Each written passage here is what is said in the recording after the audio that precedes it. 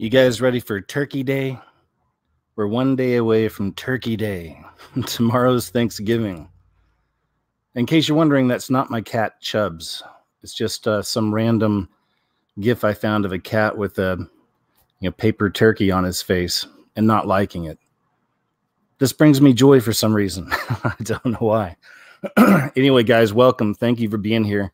This is KJ's What Happened. We're going to look back on some of the stranger things this week, and I've got a real mixed bag.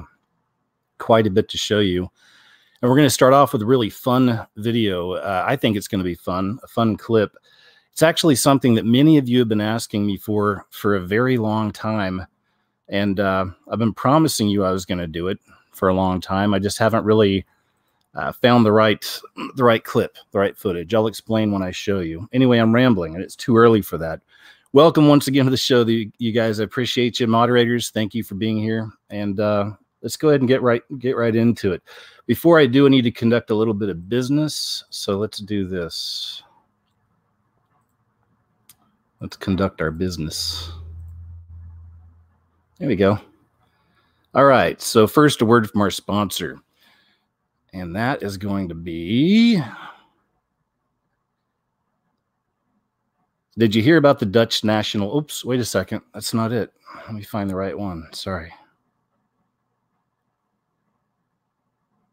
I know I'm not the greatest, at this sometimes. Okay, there we go. Let's do this.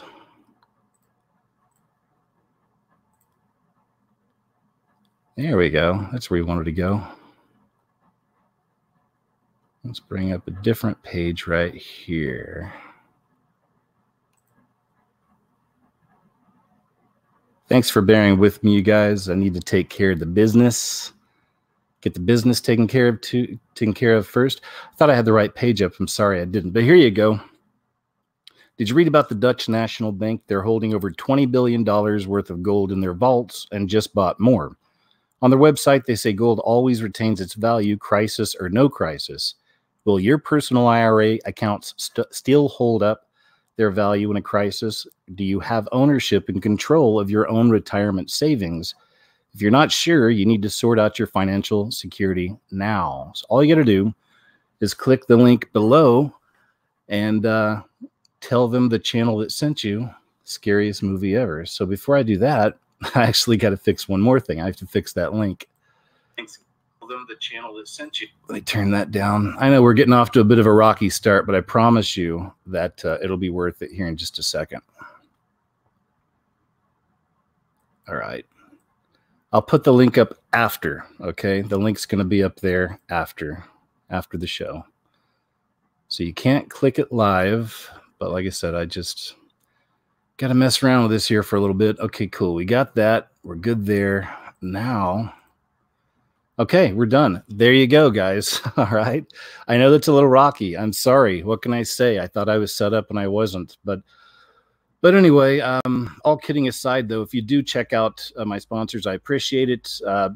Check out the free stuff they have to offer. Maybe you look into it, but it also helps out the channel as well. And enough of all that. Let's go ahead and get started. Here's the clip a lot of you have been asking me for a very long time. And I kept saying I was gonna put one up. Anyway, here it is. I actually just put this up on my Facebook this past week. But I know that most of you aren't seeing anything there because I think I've got less than 2,000 people on Facebook. But I had the same Facebook for many years, from even back before I started uploading on YouTube.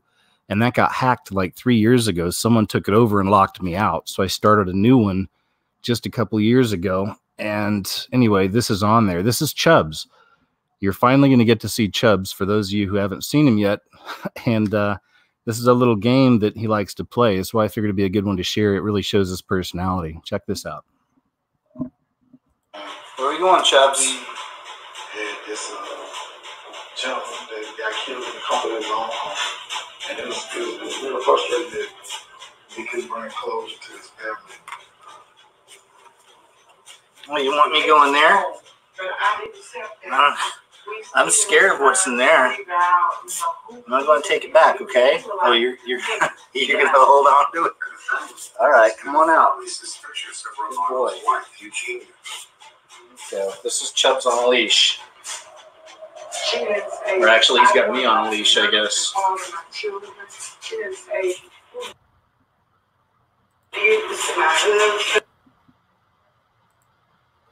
Where are we going, Chubbs? Had this gentleman that got killed in the company of his own home.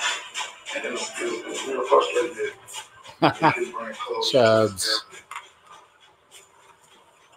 Well, you want me going there? I'm scared of what's in there. I'm not going to take it back, okay? Oh, you're gonna hold on to it. All right, come on out. Good boy. So this is Chubbs on a leash. Or actually, he's got me on a leash, I guess.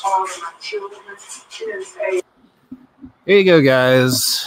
Chubbs in the house. That is him. I was going to say he's like my life partner, but I don't want it to get weird.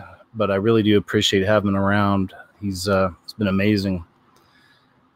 All right, this right here. This is something that somebody actually shared with me on Facebook. One of my friends over there. I'll just show a little bit of it because it's not my channel. It's Mr. MB333. This guy always gets incredible views. That's one thing I've noticed about him. He's got almost 100,000 less subscribers than me, but this guy blows up in views. He does good. So just throwing that out there. No, I'm not envious. Not that I'm jealous. I do wish my channel that they would release it, and let the views show up again. I mean, you guys have been with me for a long time, know what I mean. You can even look back on the channel and just look over the last, just past a year ago or so.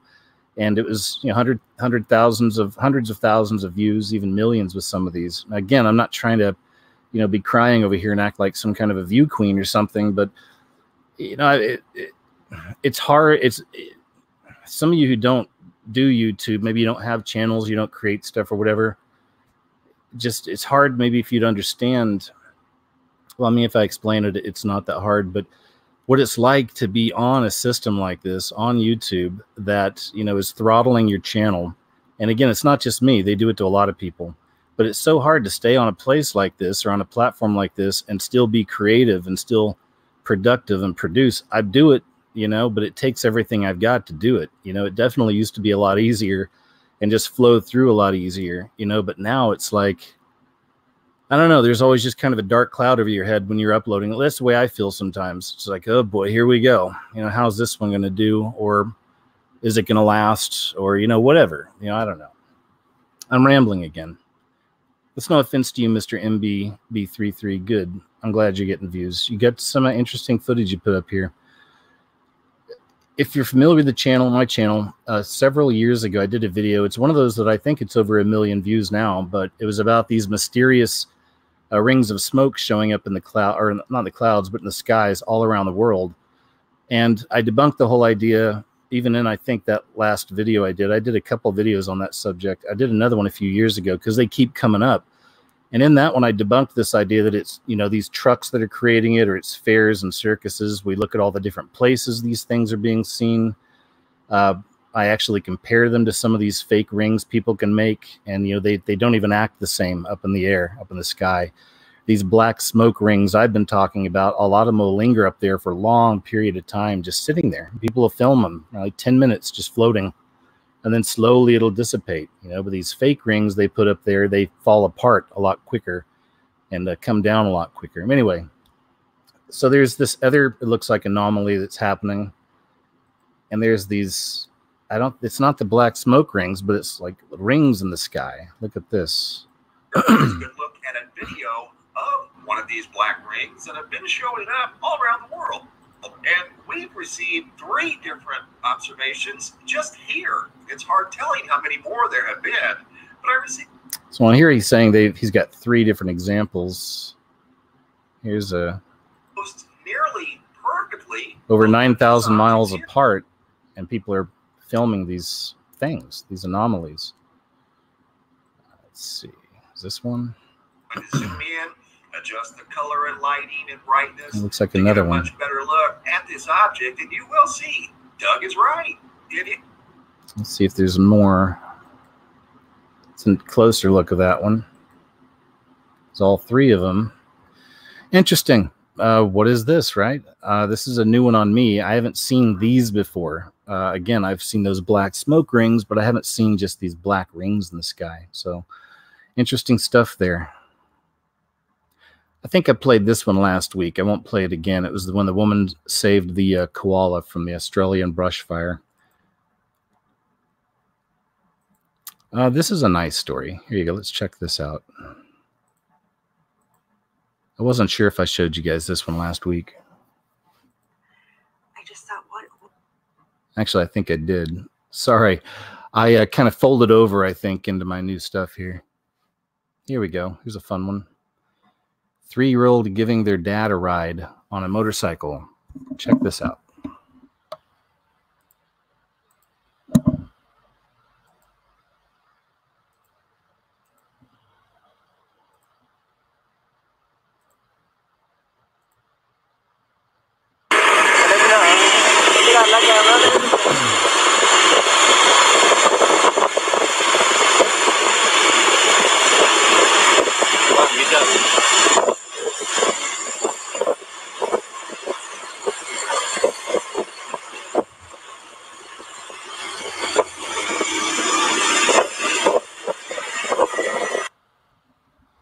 Would you ever let your kid drive you on a motorcycle like that? 3-year-old? It's amazing. It actually reminds me of something. I don't want to drift too far off into story time, but I guess I could.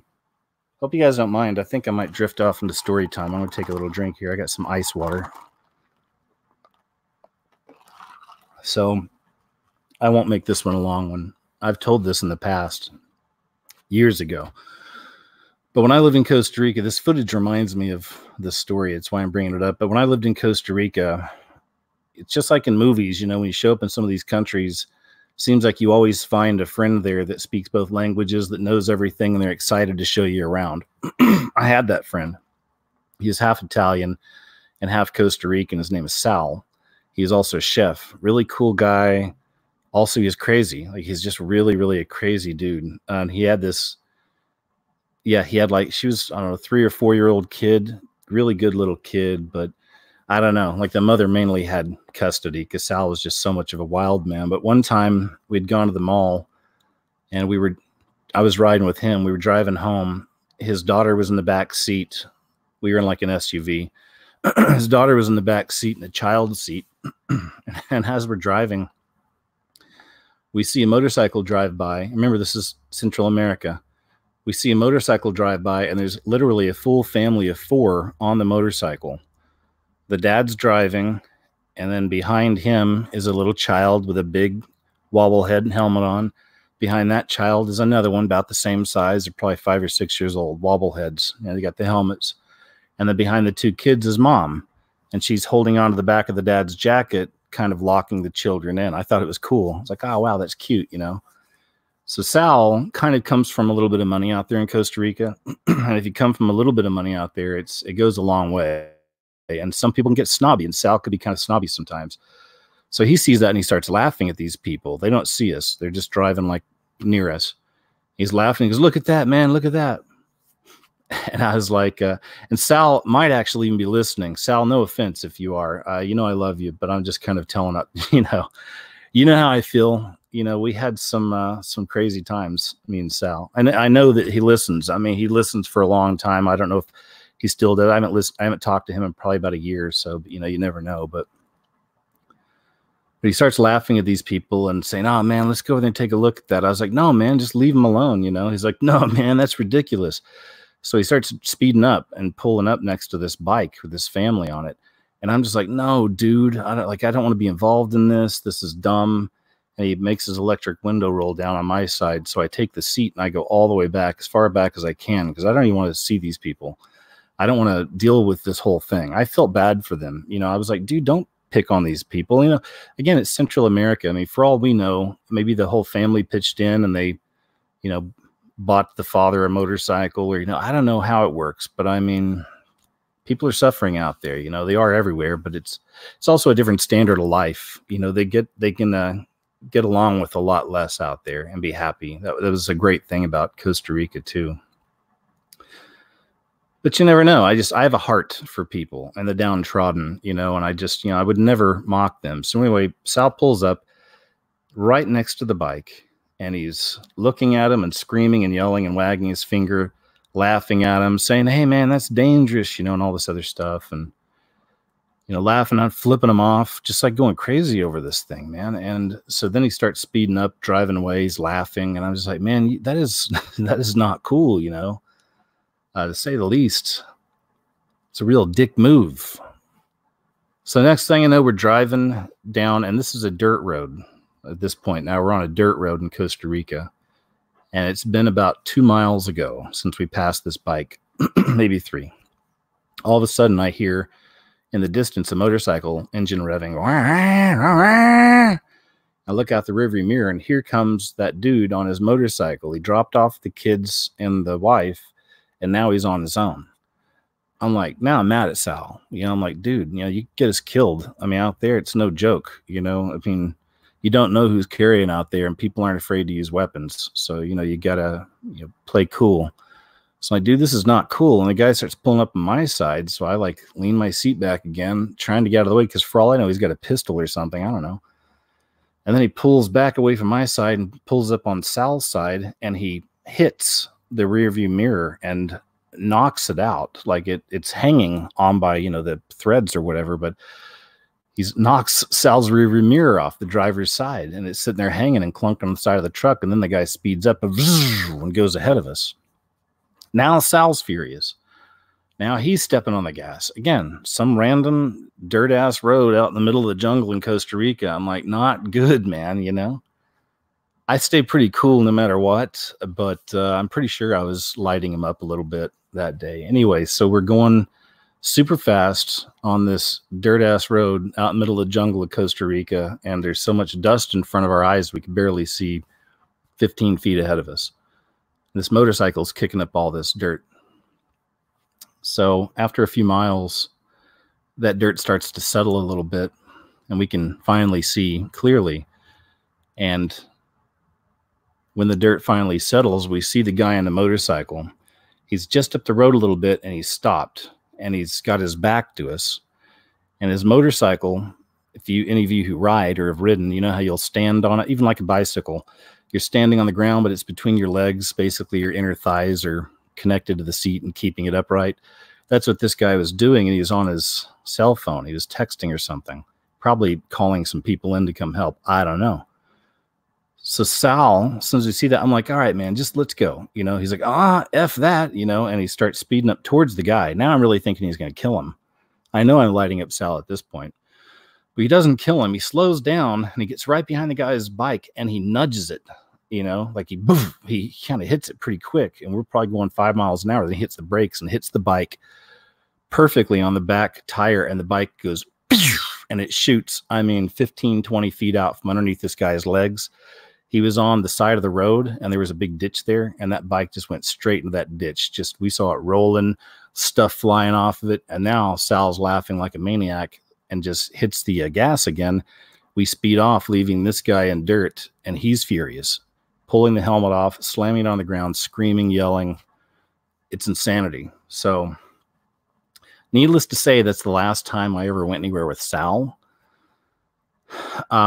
He eventually, came back into my good graces, but it took a few months. He's a very fun, charismatic person, but again, he's absolutely insane. So even after I let him kind of start coming around again after a while, I was still real cautious with him, and just real careful. Anyway, that's my story time. Sorry if I bored you. Sorry if you're angry. Like, let's get back to the clips, KJ. But I just wanted to share. Here's another one. This is pretty wild. This is a loose boulder flies down the side of this mountain, almost hitting this guy.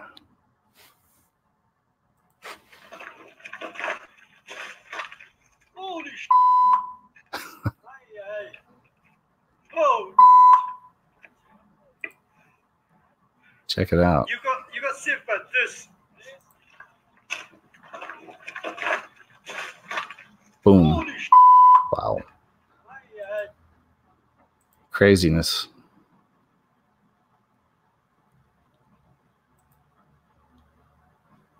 Speaking of craziness, radar finds 145 graves buried beneath Florida high school. School officials say ground-penetrating radar has located 145 graves on the ground of a high school in Florida's Tampa Bay area. Hillsborough County School Board Chairwoman Tamara Schamberger said Wednesday that graves are located 3 feet to 5 feet beneath portions of Tampa's King High School. The Tampa Bay Times reports school district officials learned in October that the mid-20th century Ridgewood Cemetery for the Indigent and Unknown was located on property later used to build the school. This is like something out of a horror movie.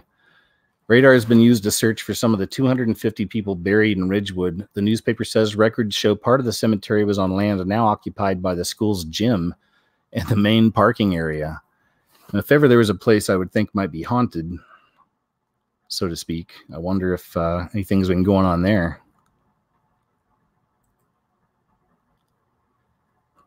Fireball. I was hoping there'd be some video, but apparently this it's a fireball that just seen in Oregon recently. Darn, man, there's no video. Sorry, guys. I was hoping there'd be some video here. Maybe they got it. Let's see. Oh, they got the picture. It's a pretty good picture, though. It's a massive fireball, though, isn't it? I mean, how often do we see fireballs? When I start hearing about a fireball falling from the sky, I start thinking about tribulation type stuff, like these huge fireballs falling from the skies. And that's exactly the kind of image that pops up into my head. That's just me. But sure, we've seen comets, meteors, but not a lot of fireballs. It's pretty crazy. Look how close that is, too. I'm not saying that it's happening now. I'm just saying that's what I think of when I see stuff like that.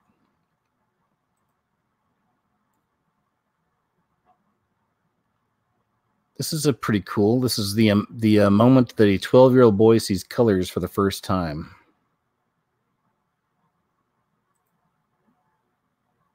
Okay, they're all yours. Okay, they're all yours. Let's see what it does.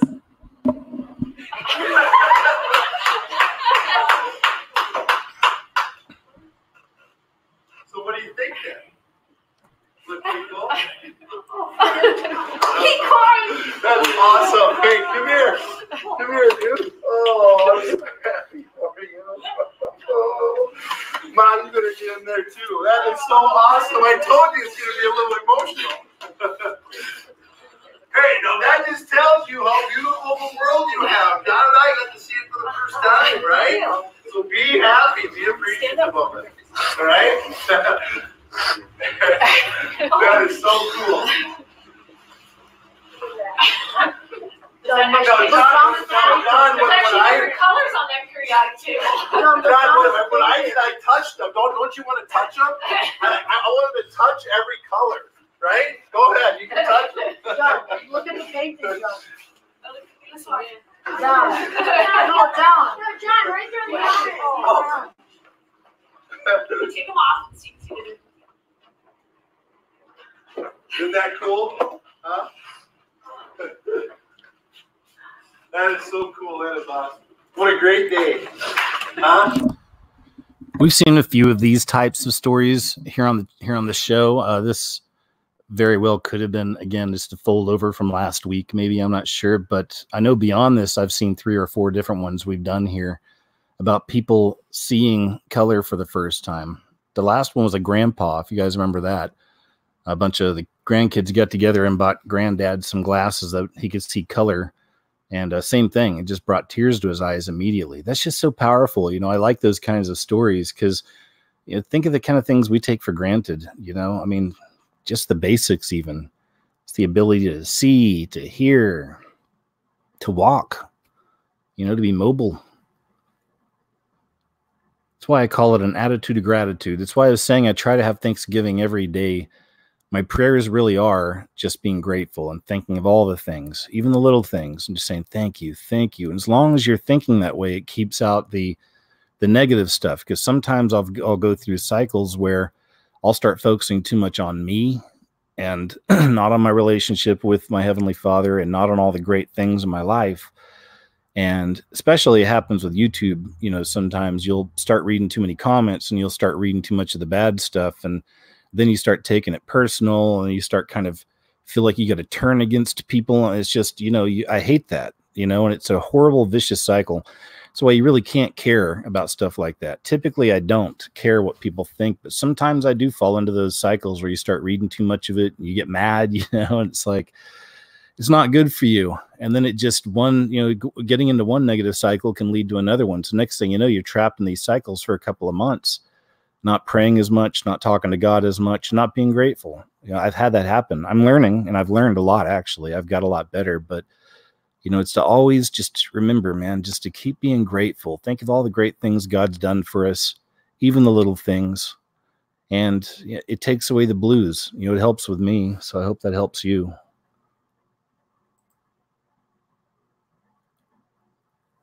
This is pretty crazy. With schools out early, mayhem breaks out at a mall in Queens. It's from 5 days ago.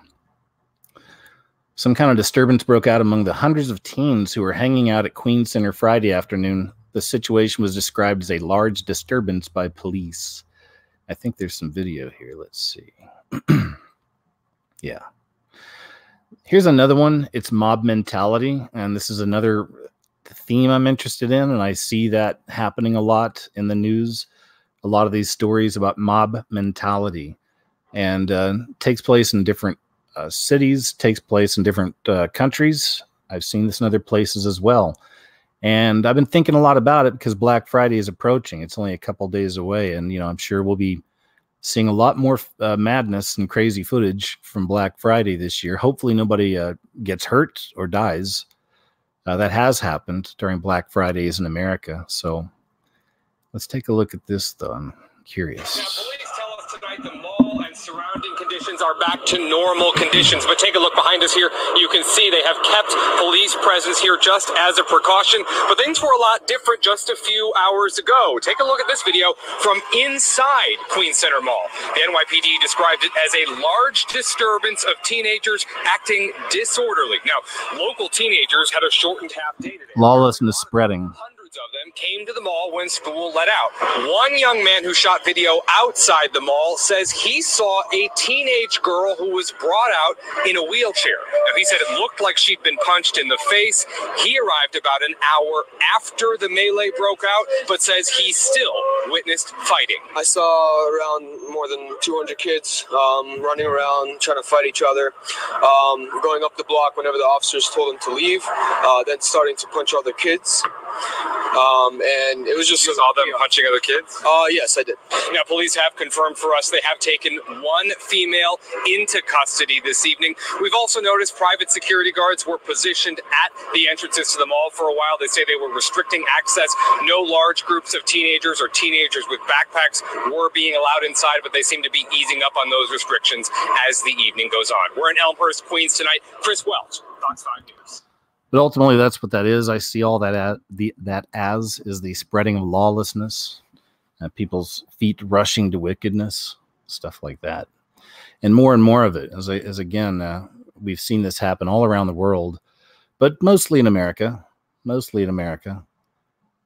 Large groups of people, hive mind, acting out, acting wicked, you know, hurting people, stealing things, destroying property.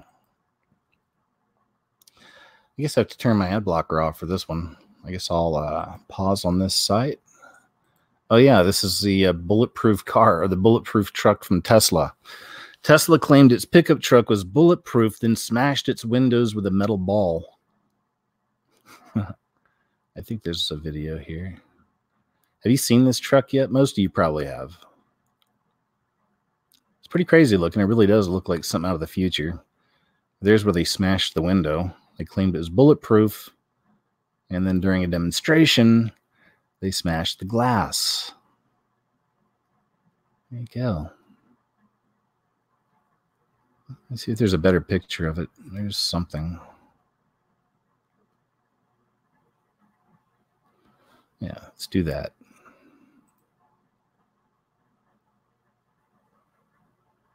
Welcome to the Cybertruck unveil.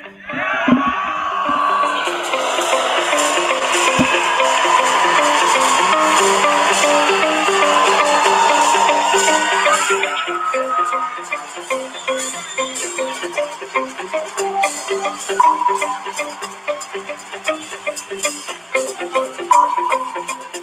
hit the Cybertruck.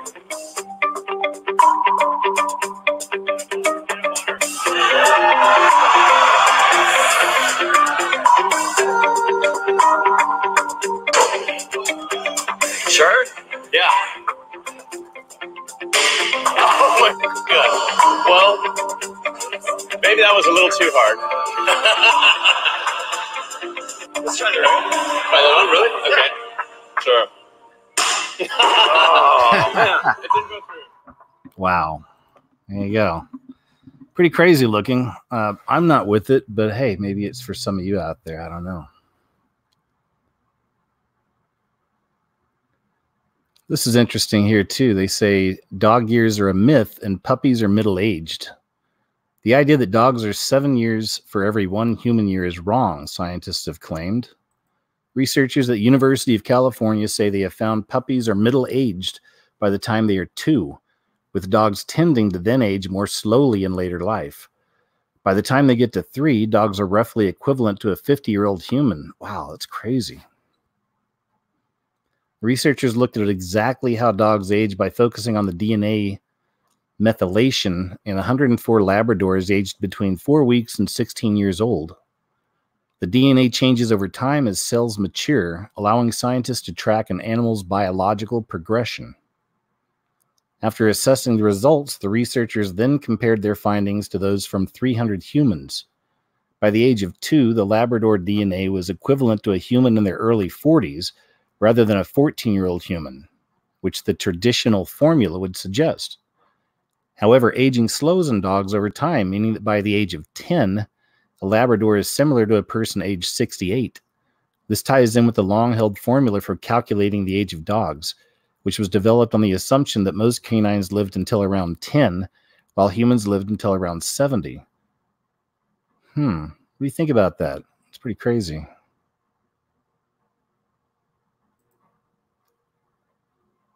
An Antifa member tries to block a car and assault someone. It does not go well. I think I can show this. All right, yeah. For some reason, you can get past the censors just showing these tweets and stuff. Hold on. Let me make this a little bigger. It's always nice to see somebody from that group get their comeuppance. Does anybody ever use that term anymore, comeuppance?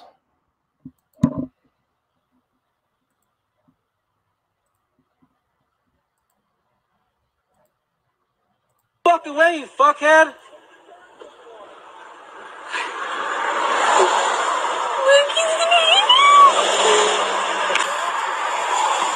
Oh! Swear to God, I'm gonna fuck you up, bro. Ooh. Come on, motherfucker. Get the fuck out of here. Touch my fucking truck, bitch. Fuck out of the fucking road next time, you dumb fuck. Touch my fucking truck and tell me to use the fucking truck. First, let me explain. Of course, I don't condone violence, and I don't like that this guy was furious or whatever, but, you know, I got to be honest, man. I mean, that's just kind of the way I came up and the way I see things. I mean, I got my butt whooped a lot when I was real little. I used to get picked on and bullied. I know everybody's got their stories, but I started fighting back in the 8th grade, and then I went on a tear. I had like 4 really big fights all the way from 8th grade up through high school. And they were really vicious, and it was me being vicious because for years I had taken the abuse. And when I first fought this guy in the 8th grade and first beat somebody up, you know, like stood up for myself, I got suspended for a couple of days, and my mom had to go to the school and get me. And she even told the principal she's proud of me because I finally stood up for myself.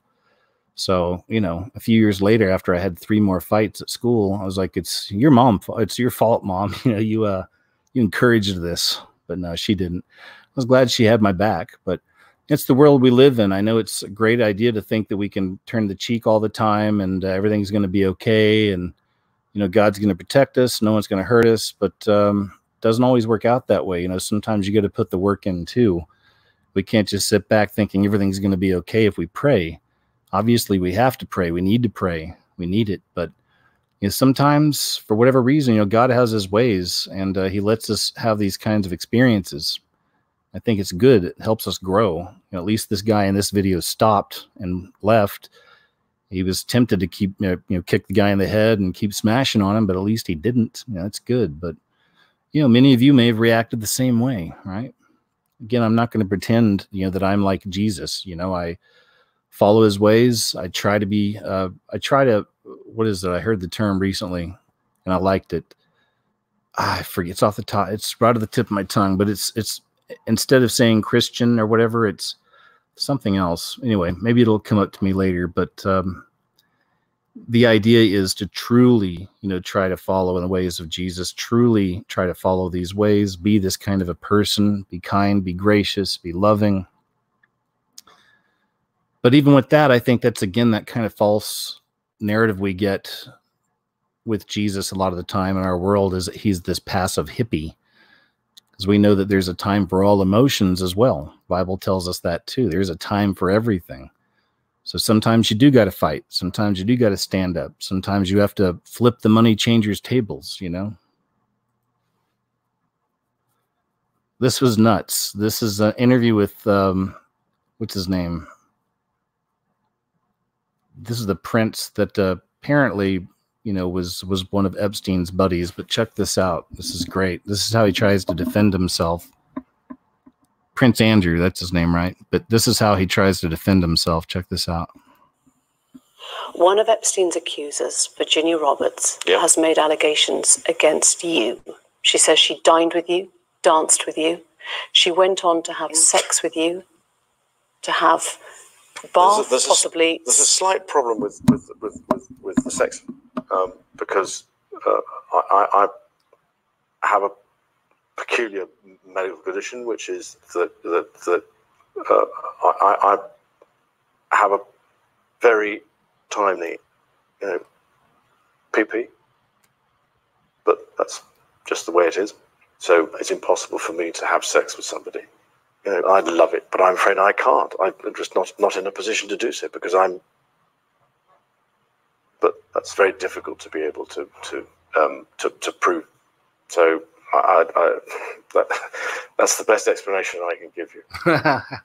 Your Royal Highness, thank you. Thank you very much. That I have a very tiny, PP, but that's just the way it is. So it's impossible for me to have sex with somebody. I'd love it, but I'm afraid I can't. I'm just not in a position to do so, because but that's very difficult to be able to prove. So that's the best explanation I can give you. Your Royal Highness, thank you. Thank you very much indeed. I love it. Your Royal Highness, thank you. Oh, wow. I think there's even more on this story that's developed. I'm pretty sure he just got kicked out of the kingdom, if you will, recently over the last couple of days. I'm pretty sure I saw a headline or two about that, and that's good. All right, let me see this one here. Yeah, this is crazy. So here's another one. I hope this isn't turn into a big trend around the world or anything, but I have had a few stories about this subject recently. It's been the girlfriends coaxing the boyfriends into offing themselves through text messages and phone calls and things like this. I know it's weird, right? But it's happened. It's happened a few times. Now here's the latest, and this is just, wow, this is nuts.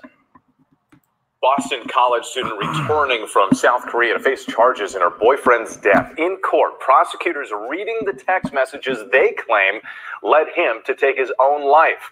ABC's Stephanie Ramos joins us with that story. Stephanie, good morning. Wait, good morning. Prosecutors say In Young-yu was the one person who knew of her boyfriend's suicidal thoughts, encouraged them, and instead of getting help for him, they say she kept it to herself and urged him to end his life. Hive mind Saturn symbolism in the background. This morning, the former Boston College student charged in the death of her boyfriend by suicide is out on bail after appearing in a Boston court for the first time Friday. And how do you not plead? 21-year-old In Young-yu showed little emotion as prosecutors detailed some of the alleged abusive text messages she sent then-boyfriend Alexander Urtula. Prosecutors say Urtula took his own life after 47,000 texts from you spanning 2 months, many urging him to go kill yourself and go die. Those messages read in court. Can you go kill yourself? Leave me the alone. And if you don't die, I'm gonna kill myself. Among Ertula's thousands of replies, he told her he was hearing voices. I want you and the voices to stop. Stop telling me how worthless and pathetic I am and how much I deserve to die. Prosecutors also revealing a stunning detail, alleging she was even on the roof the moment Ertula jumped. When the facts come out, it will be clear that these two young individuals were very needy emotionally and were involved in a relationship that became a toxic blend of fear, anger, need, and love. In a similar case, Michelle Carter was convicted of involuntary manslaughter in Taunton, Massachusetts, after urging a young man to take his own life. She was just 17 when she texted 18-year-old Conrad Roy to end his life. Roy eventually filling up his truck with carbon monoxide in 2014. The key evidence: dozens of text messages showing Carter pushed Roy to suicide, and when he hesitated, she insisted. But the defense in this latest case really seen text messages from the moments before Ertula's death, where you allegedly tells him, "Stop, I'm crying, please, don't leave me like that. If you ever loved me, stop." Both of these individuals really needed mental help at the time. This is more of a mental health issue than it is a criminal justice issue. In Young Yu has posted bail and has turned in her passport. We do want to mention, though, if you are struggling with thoughts of suicide or worried about a friend or loved one, help is available. Call the National Suicide Prevention. Wild stuff, huh? Wild stuff. If ever there was a case, to me, the way I see this, of someone having a demon attached to him, it's the story right here. Interesting that he's also hearing voices while all this stuff's happening, if that was really happening. Maybe he just said that for sympathy, but if he did, that makes me wonder if he really was under some massive spiritual attack. I mean, what'd they say, 4,700 or 47,000 text messages? I can't remember, but let's see. I will show you this, though. I noticed this in the beginning. Check this out. Look at the background there, and that's all little Saturn symbolisms in a hive mind. It's the hive mind of Satan, of Saturn right there. This is how we see the beast system. This is what it is, and we can see it through symbols. This is interesting here. Former CIA analyst to CBN News says an American insurrection is underway.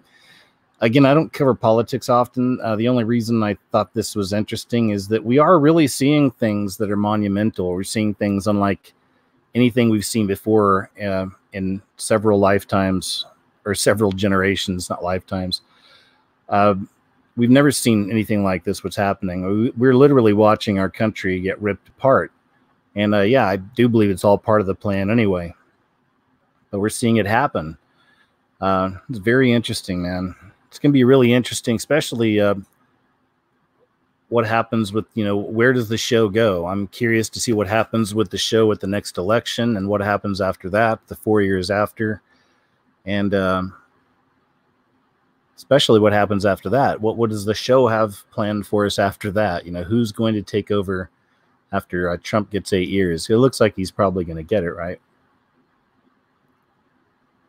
I'm not even going to play the video. Don't even really want to read a whole lot of this, because again, it's a bunch of political stuff, but it's just interesting stuff to watch. I don't know if you guys are keeping up with it. I do. Again, I don't get real political. I'm just so untrustworthy of politics, as obviously, right? But it's still very interesting. It's an interesting show. It's interesting what's happening. And Trump just continues to be a very interesting character to me. It's just fascinating. It really is fascinating to see all this stuff. And my thoughts are always, where does this lead? Like, how can this be used for the beast? How is he using this? And we've seen maybe glimpses. I don't know. I don't know how aware Trump is on some things. Maybe he is and he doesn't care. But, the 5G thing's of concern. He backed Monsanto on something a while back. Red flag laws are very dangerous. So some of these things are coming through. So I'm never one to hero worship anyway. I just like to sit back and watch all of it unfold. But It's all interesting. It's a very interesting situation America's in, it seems. Machete gang storms cinema. Police assaulted in Birmingham, UK. That's scary. Look at the size of that machete. And another horrifying instance of knife crime. That's another thing. There's always knife crime in the UK. An entertainment complex, and I know a lot of it has to do with immigration. There was a big uptick of knife crime after they started opening the borders up there. Am I right, guys? You can tell me. We have some UK listeners out there.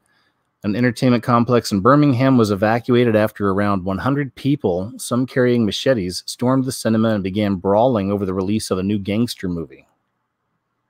That also makes me think of programming, how they program people. Isn't that crazy? A group of mostly youths armed with machetes arrived at the Birmingham cinema on Saturday night, breaking out into fights. Armed police were called to the scene of the fight, in which police officers were assaulted and several arrests were made. According to witnesses, the mayhem broke out over the release of Blue Story, a film which depicts gang culture in southeast London. That's probably one of the scariest moments of my life. Me and my daughter were in a queue to watch Frozen. Loads of little kids there, all dressed up and everything. Then these girls jumped on another girl, and loads of these kids just started fighting, one witness told the Mirror. Armed police came with tasers. All the people that were fighting ran off into the cinema. There's about 15 to 20 police cars. I'm shaking, the witness added. This is the most horrifying thing I've been involved in. I'm scared. I'm 45. There were little girls dressed in Frozen dresses crying and screaming. Appalling behavior all over a gangster film set in London, another witness said. I guess here's some footage.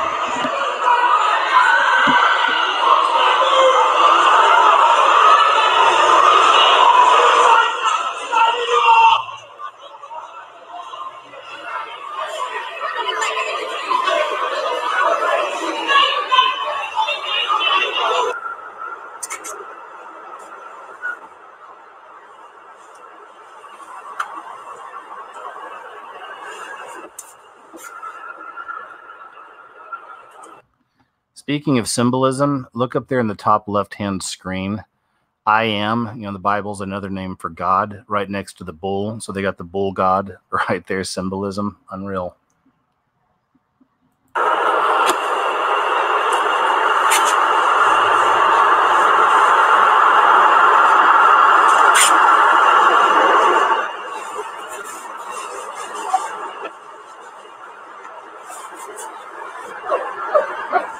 It doesn't look like there's really much to see there.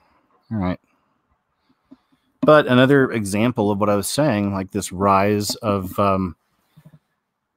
hive mentality violence, all these gangs getting together of young people and just being violent, causing problems.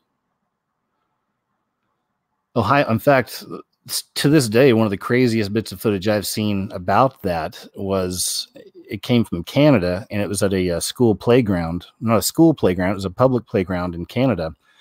And it was a mother there with her child. And these kids that were there, none of them were over 10 years old. They were like, 6 to 10 years old. But all these kids wound up ganging up on this mother and beating her up. And well, I could be wrong. There might have been some of them a little older than 10 because they had cameras. Some of the kids were holding cameras and stuff, but they were egging all the other kids on, and all these little kids started beating up this mother at a playground. That was in Canada. That was one of the craziest ones I've seen. This is real classy. Bit of a doom break. I'm not a fan of LeBron James at all, because I know he's definitely sold his soul out to that system, and he shows us this all the time. But he was in Oklahoma City, and LeBron James says farts at fans after they ask for his autograph. Let me see here. It's TMZ, so I don't know how much of this I can play. On the game, guys. Let me see. They may try to claim it, but I'll just show a little bit here. I'll show you the important part, I guess. I'll show you the fart. All right. Again, that's why we call these doom breaks.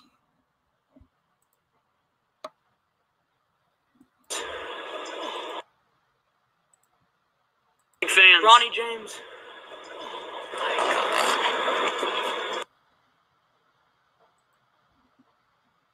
Good luck tomorrow at the game, guys. Go Zaire. We're big fans. Ronnie James. Oh, there it was. That's classy. That's where he lifts up his leg. And he actually farts at these fans in Oklahoma City. So there you go. Yeah. All right. That's TMZ Sports. TMZ Sports. Always right on top of the biggest stories. Maybe not the biggest stories, but they're definitely on top of farts. I've seen a lot of fart stories on TMZ. Richard Jewell, it's the movie that's coming out. It's a new Clint Eastwood movie. Paints the press as reckless, corrupt, and immoral. The Hollywood Reporter says Clint Eastwood's latest slams the press for skewering the Olympics hero without evidence. The actor-director served up American Sniper after Hollywood stopped firing cinematic shots at the U.S. military. The results? Sniper earned $350 million at the box office. 2 years later, Eastwood directed Sully, just when moviegoers craved a true American hero story. That movie hauled in $125 million domestically.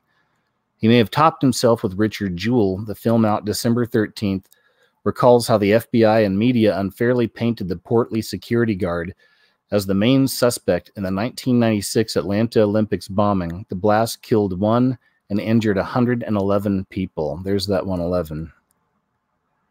The far-left Hollywood Reporter praised Richard Jewell, but it did something else with its glowing review. The article confirmed what many suspected from the film's trailer. The movie savages the mainstream press. Most Hollywood films about journalism since All the President's Men 43 years ago have taken the free press's side, portraying it as a scruffy, if noble institution essential to the well-being of democracy. Yeah, how about that programming we've had for so long? Eastwood and screenwriter Billy Ray here take a rather different view of the Fourth Estate, portraying it as a reckless, corrupt, and immoral whatever. The mob of reporters covering the story resembles a plague of locusts. I thought that was interesting. With any little tidbit being transformed into big news as the media tries to finger a culprit. Anyway, I just wanted to share some of that. I'll probably watch that. I don't watch a lot of the mainstream type movies. You know me, I like the weird kind of hard to find movies myself when I can find them, but I'll check that out. Pope Francis proposes adding ecological sin against common home to catechism. What does that mean? Pope Francis said today that he is thinking about adding the, quote, ecological sin against our common home, unquote, to the catechism of the Catholic Church. I cover it here all the time. Other people cover it out there as well. You all should know if you don't know by now, but this whole thing with Mother Earth and Mother Goddess and earth worship and all this, it's all going back to the pagans. And again, it's all lining up perfectly as we await the arrival of the final beast. That's the way I see it. This is how the stuff I think is playing out. We have to introduce, we are thinking about it to the Catechism of the Catholic Church, the sin against ecology, the ecological sin against our common home, because a duty is at stake, Pope Francis told his hearers? The Argentinian pontiff made the remark in a speech he gave today to the 20th World Congress of the International Association of Penal Law in Rome. You know what's interesting, too? Have you seen how Argentina is falling apart? I've covered it here on some of these shows over the last year. I never hear anything about him doing anything with them. Maybe there is a story. I just missed it. And some of y'all may be able to find something. But since he's Argentinian, you would think that there would be more news or more stories about him trying to help them out, I would think, right? I don't know. Top Catholic thinkers, however, told LifeSite News that it's impossible for a man to sin against inanimate objects such as the earth or the environment, but only against God and those created in his image. Catholic author Dr. Peter Kwasewski told LifeSite News that when human beings abuse creation, they're sinning against God or their fellow man, not the earth. He said there's no possible sin against planet Earth. All sins are ultimately against God or those who are in God's image. As all theologians have explained prior to the post-conciliar decline of theology, when we abuse the natural world or animals or plants, we are sinning against God, their creator, who gave them to us to use for the right purposes and in accordance with their nature and ours. The only targets of sins are persons, since they are either divine persons who deserve our total obedience, or angelic or human persons who deserve our reverence as images of God. He explained further that although a person cannot sin against a tree or an animal, he can sin by the abuse of a tree, just destroying them pointlessly, and by the abuse of an animal, by improper genetic research or cosmetic testing. Someone who tortures an animal or burns down a forest for fun is a sinner, not because the animal or the forest has rights, but because he offends God, the great king over all the earth, from whom all things come for our benefit, and to whom they are ordered, he said. Man is obliged in justice to respect God's gift and the order he has established. Man must also respect the common destination of material goods, that God has made the earth for the benefit of all, not for the selfish benefit of a few. Seen in this light, one can speak of sins that involve the abuse of our common home, but one must be precise about what sin is, against whom it is aimed, and whose rights and duties are actually involved. Regarding the new category of ecological sins, Dr. Alan Femister told LifeSite News that whereas people can't sin against the earth per se, they still have a moral obligation concerning the environment. All right, anyway, there you go. Interesting stuff.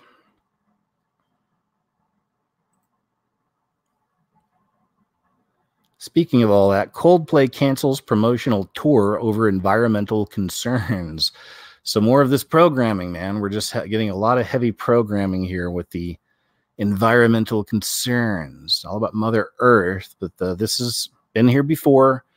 This is just a cycle. It's all coming back now. And as I've said in a few videos in the past, it's almost as if all the ancient gods, if you will, are returning for the end. You know, we're seeing all these old religions, old faiths coming back, but it's all a cycle. Well, seeing all the paganism coming back, the occult stuff coming out.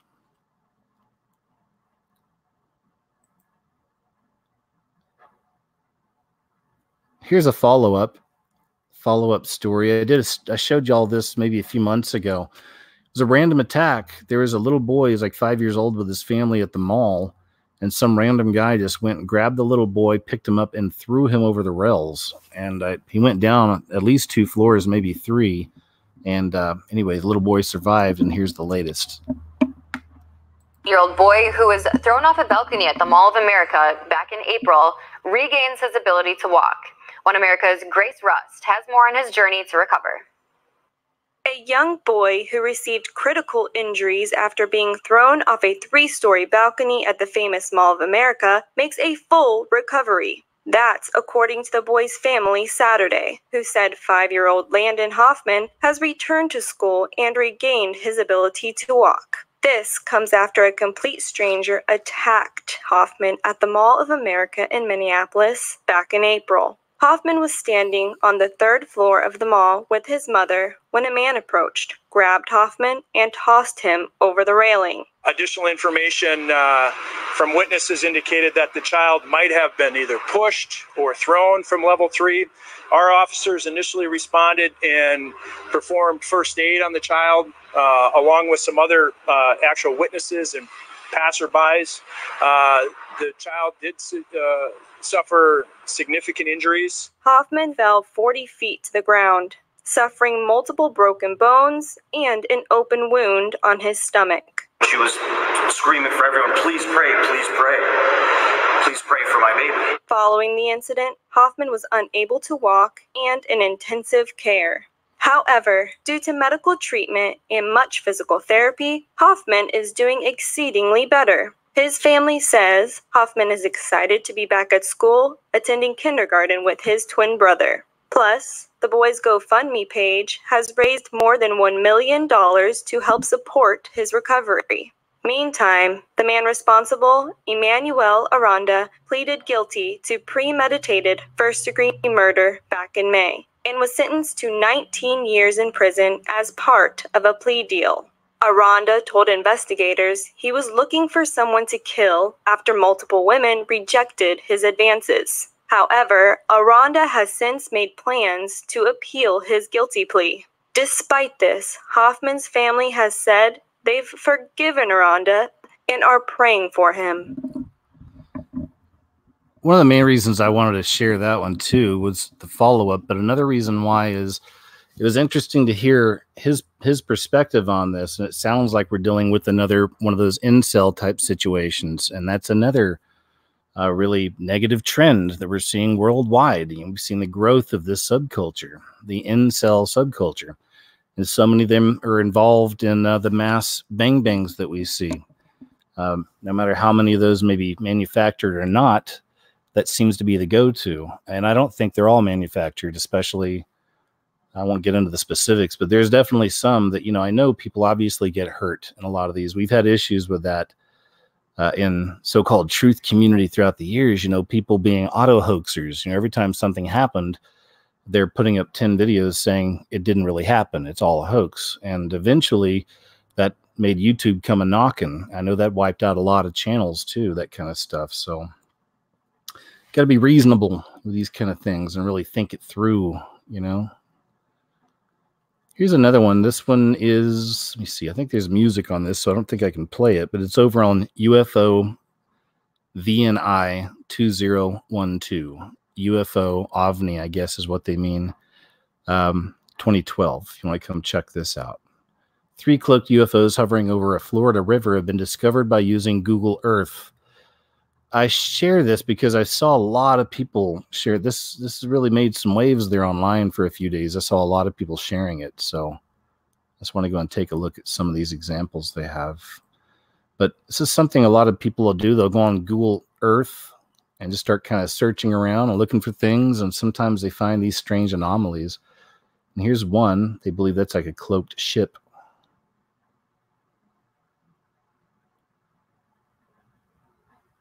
And then let's go to this next one. Here's the second one. Again, I'm not vouching for this. I'm not saying this is for sure happening. You know, we're dealing with images. I know it's Google Earth, but I don't know if somebody could fake something, edit something, or whatever. I'm not sure, but I find this interesting. That's why I share it.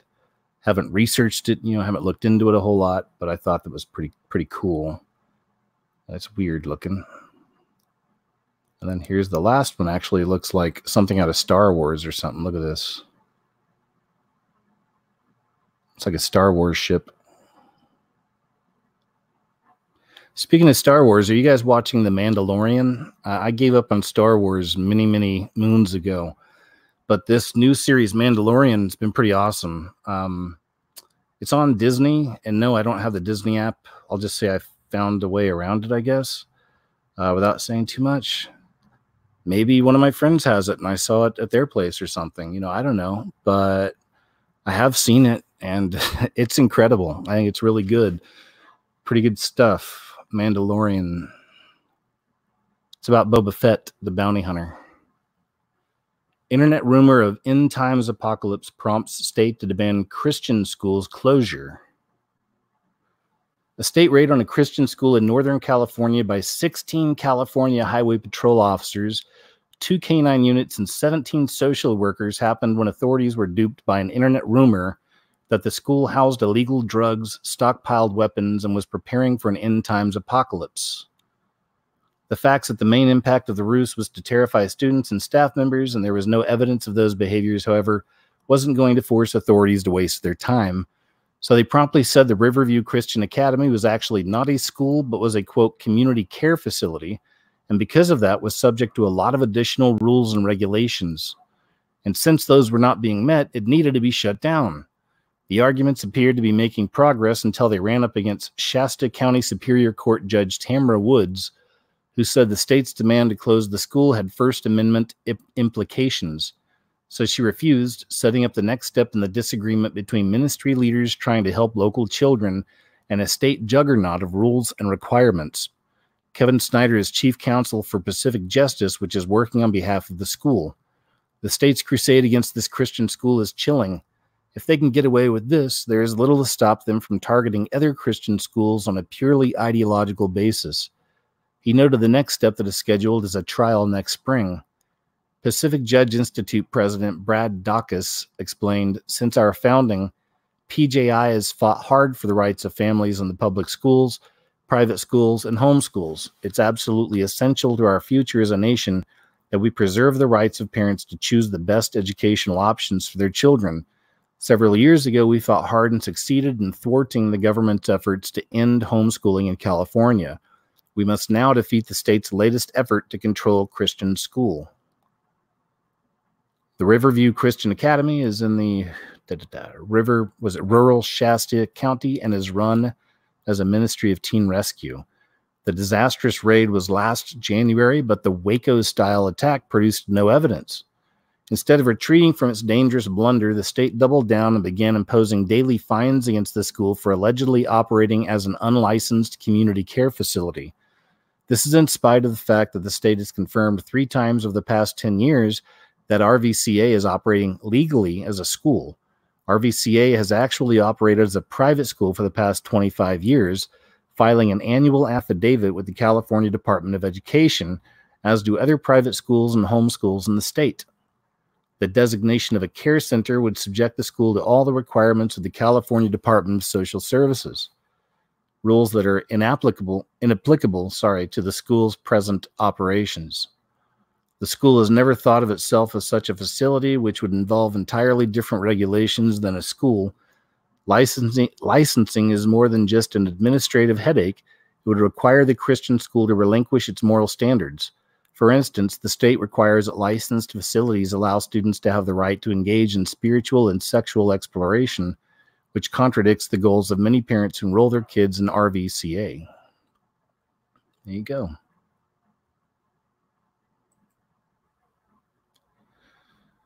Here we go. This is a fun one. Maybe a good stocking stuffer. People are now eating glitter pills to make their poo-poo sparkle. This is really happening, I guess. Have you ever thought of taking a sparkling dump? Sounds crazy, right? Well, there are people out there who are going to the next level of making their poop sparkle by consuming glitter pills. It all started when an Ohio-based company started selling glitter pills, which supposedly started making your poop sparkle and glittery. What's a glitter pill? In one sense, it's exactly what it sounds like, a transparent gelatin capsule filled with glitter. Okay, what's the point of a glitter pill? I guess it's better than Tide Pods, right? We have no idea. As far as most of the internet is concerned, glitter pills are nothing more than a crappy punchline. And we do mean crappy. Hey! You see what they did there? All right. I think I've read enough. But here's some of the glitter poop pills. Oof, there's a picture. Don't need to see that. There you go. Ridiculous stuff people get involved in, huh? Drag queen drag shows are now infesting the churches. It's another one I think I may have shown you, but that's all right. There wasn't a lot of stories this week, so we're going to stretch it out a little bit anyway. Anyway, this took place in a church. So here we go.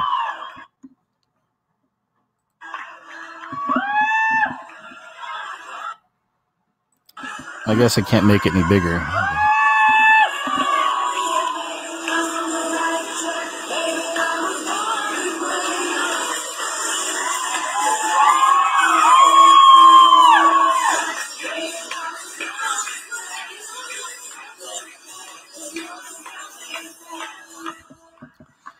They're singing Born This Way from Lady Gaga in a church. It's a bunch of men in makeup and dresses. And again, this isn't something I wouldn't want anyone out there to hate these people. Don't hate them. But this is a sign of the times. This is where we're at. It's the spirit. It's that spirit is in the church. That's exactly what we're seeing in a literal sense and even in a spiritual way. The Antichrist spirit. Anyway.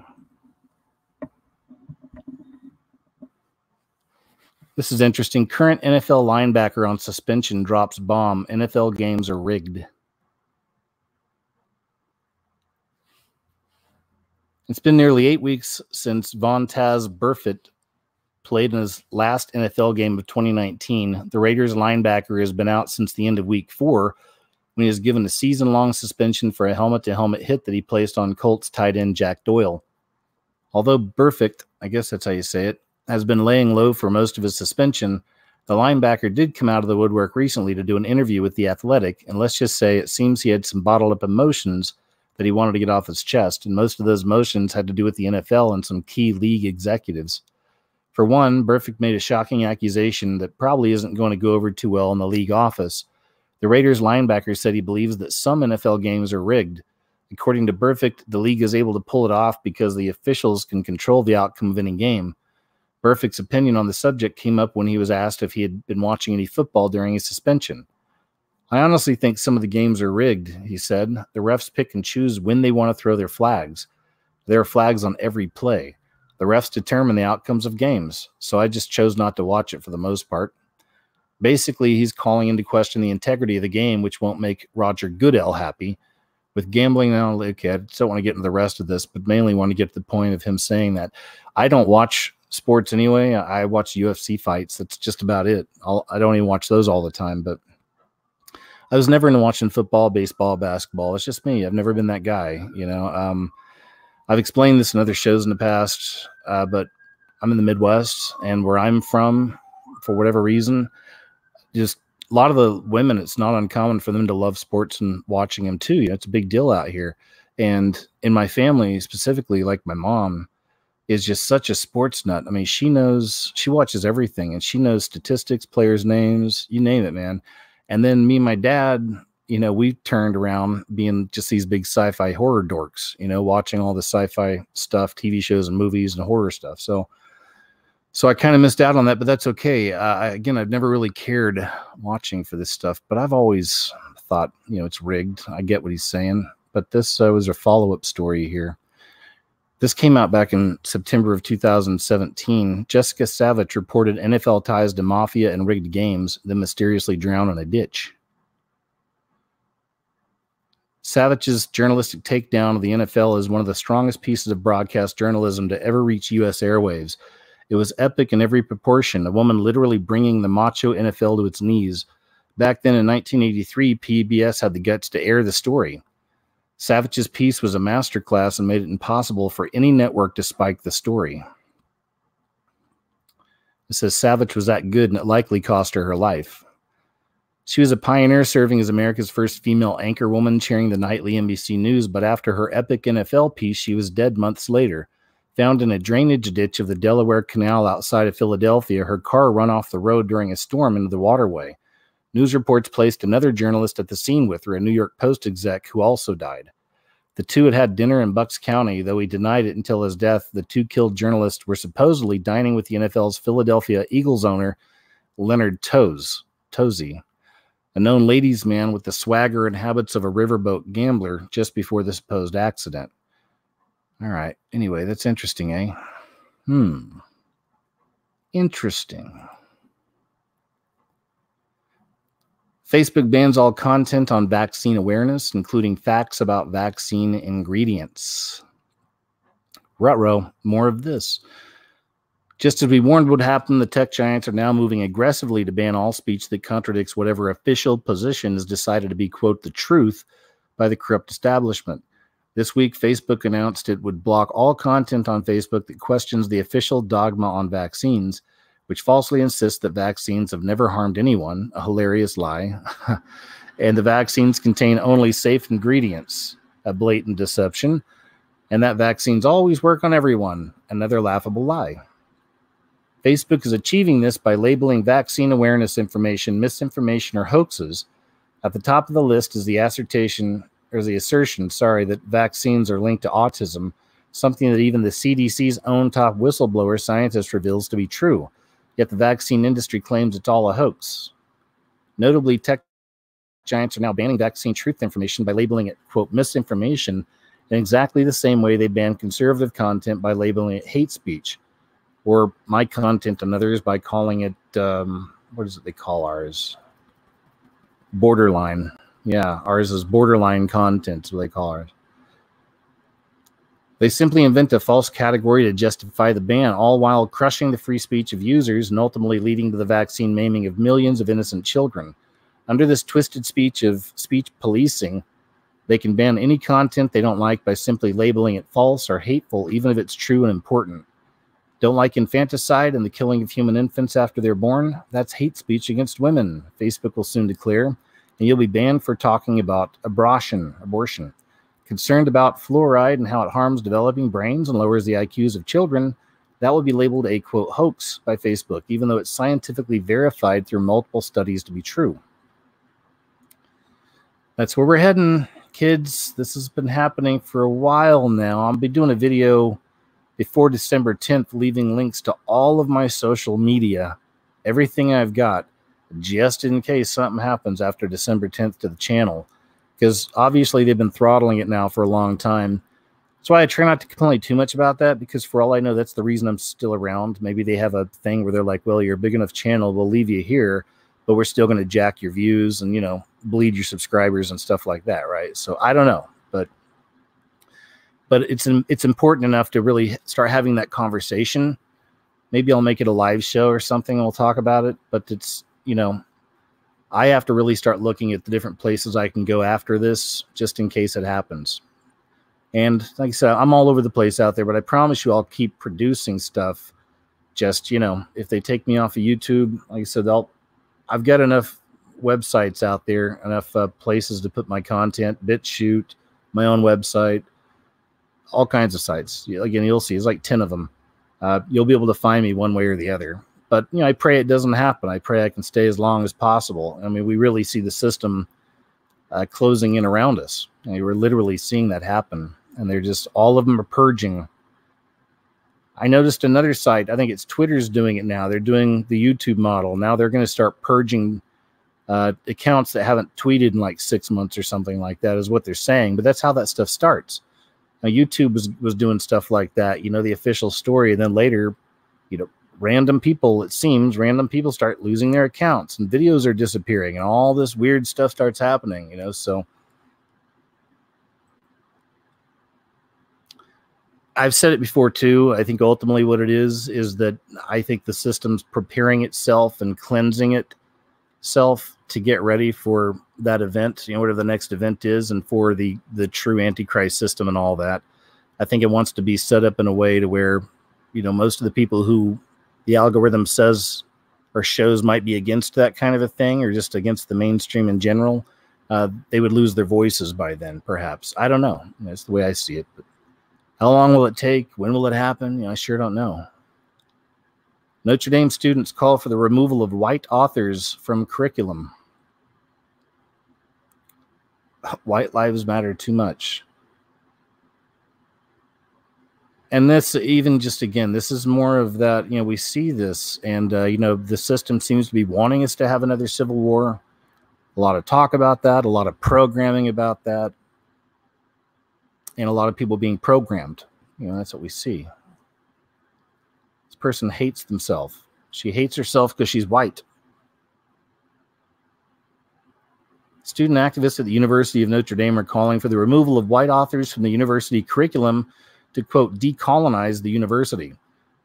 This is what happens between every dictatorship, or before every dictatorship as well. I did a video on this not long ago, but that's one thing they do, is they erase history. You know, they start erasing history so they can create something new, right? Create a new history. Forget about all that old stuff. You don't need to know about all that old stuff. Now is what really matters. This is it. This is it. According to the students, diversifying the canon helps eliminate the violence of only privileging white scholarship. According to a report by the College Fix, a student activist group at the University of Notre Dame called End Hate at ND is demanding that the university drastically rewrite course curriculum because they believe it currently features too many works by white authors. The student activist group published a list of demands to their Instagram page.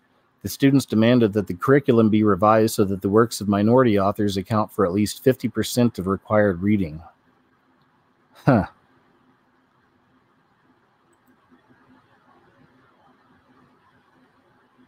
Okay.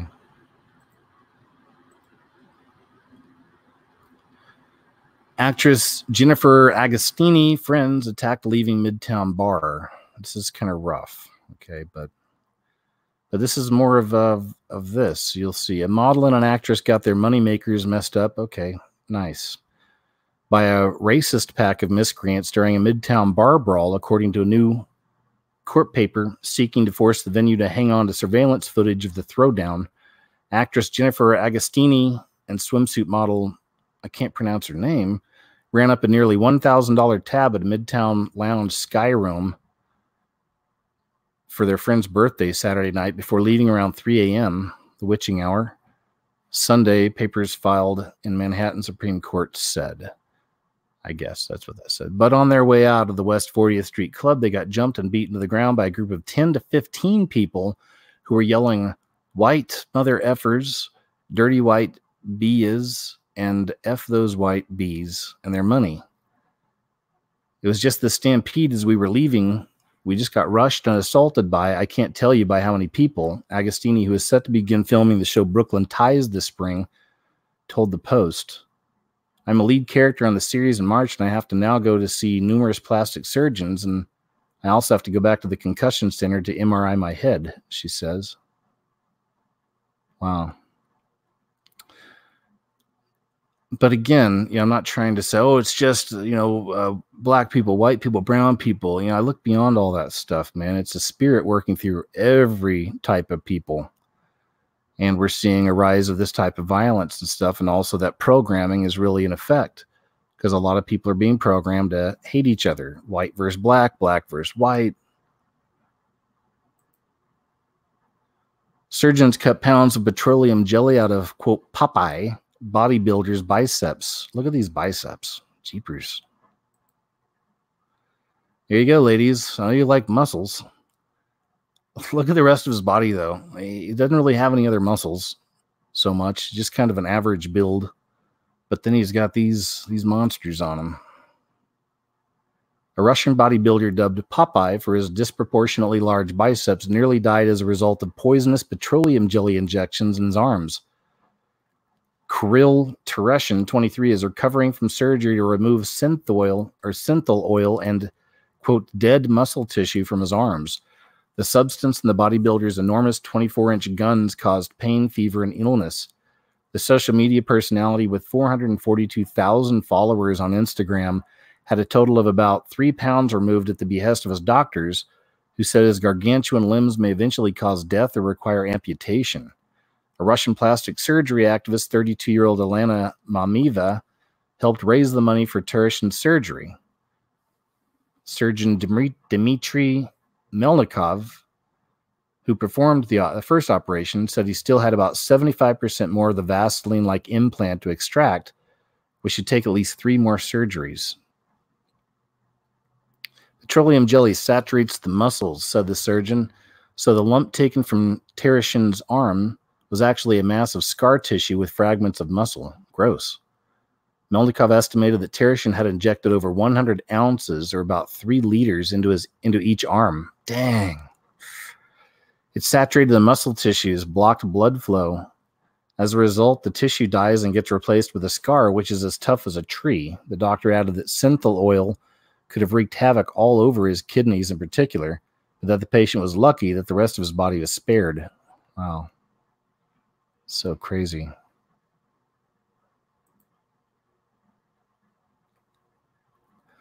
More of this stuff. Shock video. White men need to be exterminated. Somebody yells in the subway here. Is there a video? I was kind of hoping there'd be a video. Let's see. A black man shouted racist, genocidal slurs on the Washington, D.C. metro this weekend, but the subway operators... This is also... I look at a lot of this as programming from, of course, movies and TV shows. We see it all the time. The Purge, things like this. Makes me think of all that. A hatred for wealth, a hatred for people who have more, envy. They see a lot of envy growing in people being envious. Genocidal slurs metro this weekend, but the subway operators refused to do anything about it, and now there's a media blackout over the clip. An openly homosexual resident of Washington, D.C. posted that the man threatened to break his F-word kneecaps before proclaiming that white men need to be exterminated. Metro operators reportedly refused to do anything to intervene. The clip of the man's rampage can be seen here. Is that it?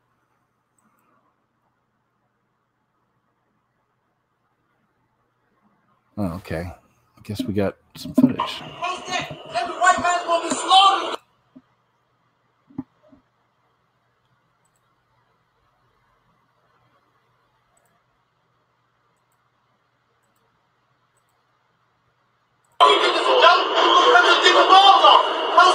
Every white man's gonna be slaughtered if the world don't change for black people. Like the fuck about y'all? Ain't none of that shit is white men need to get exterminated. All right. It'd be an awkward ride. Wouldn't want to be on that subway car. What kids in Portland public schools learn about Thanksgiving, war crimes, and racism?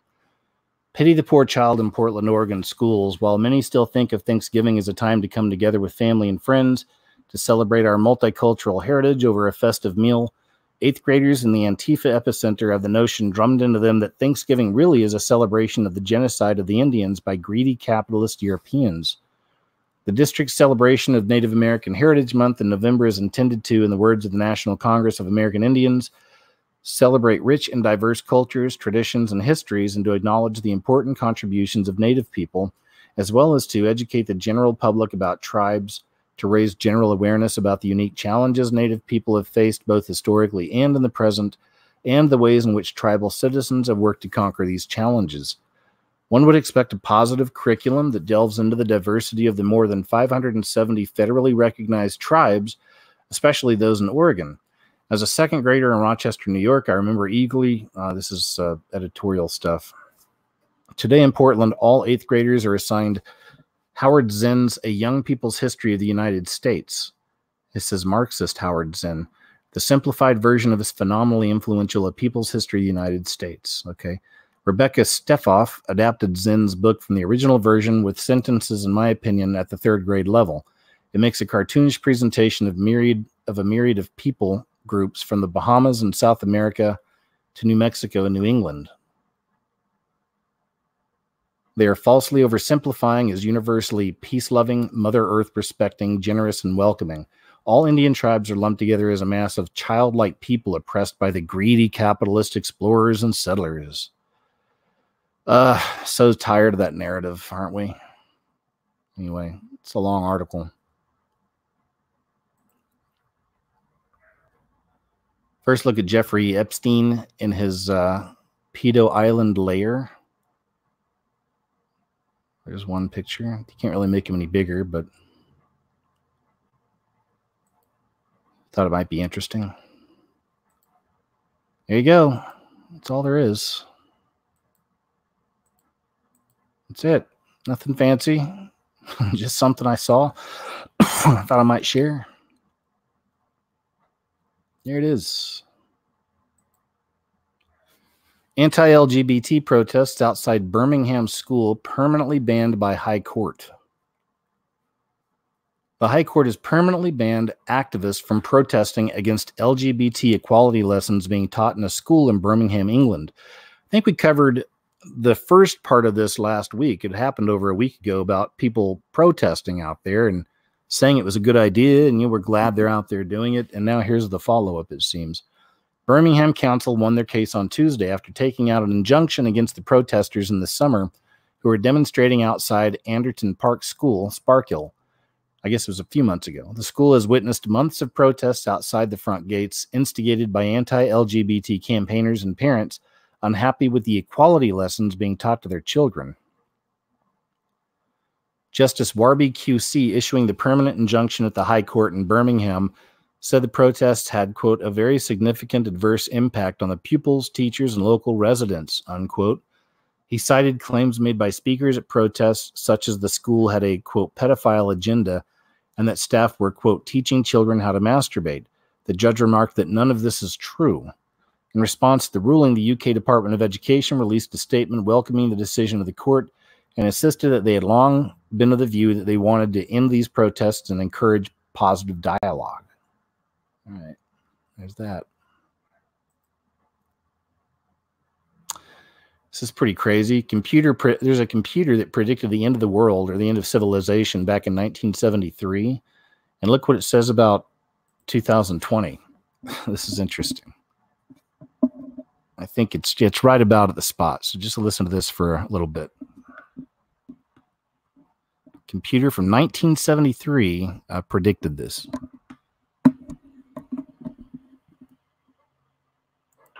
There's more rubbish. But from 1980 to the year 2020, pollution really takes off. This is assuming, of course, that we don't do anything about it. So the year 2020, the condition of the planet starts to become highly critical. And if we don't do anything about it, this is what's going to happen. The quality of life is going to go right back to practically zero. Pollution is going to become so serious right out here, that it will start to kill people. So the population will diminish.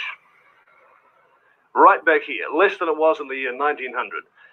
And at this stage, around about the year 2040, 2050, civilized life as we know it on this planet will cease to exist.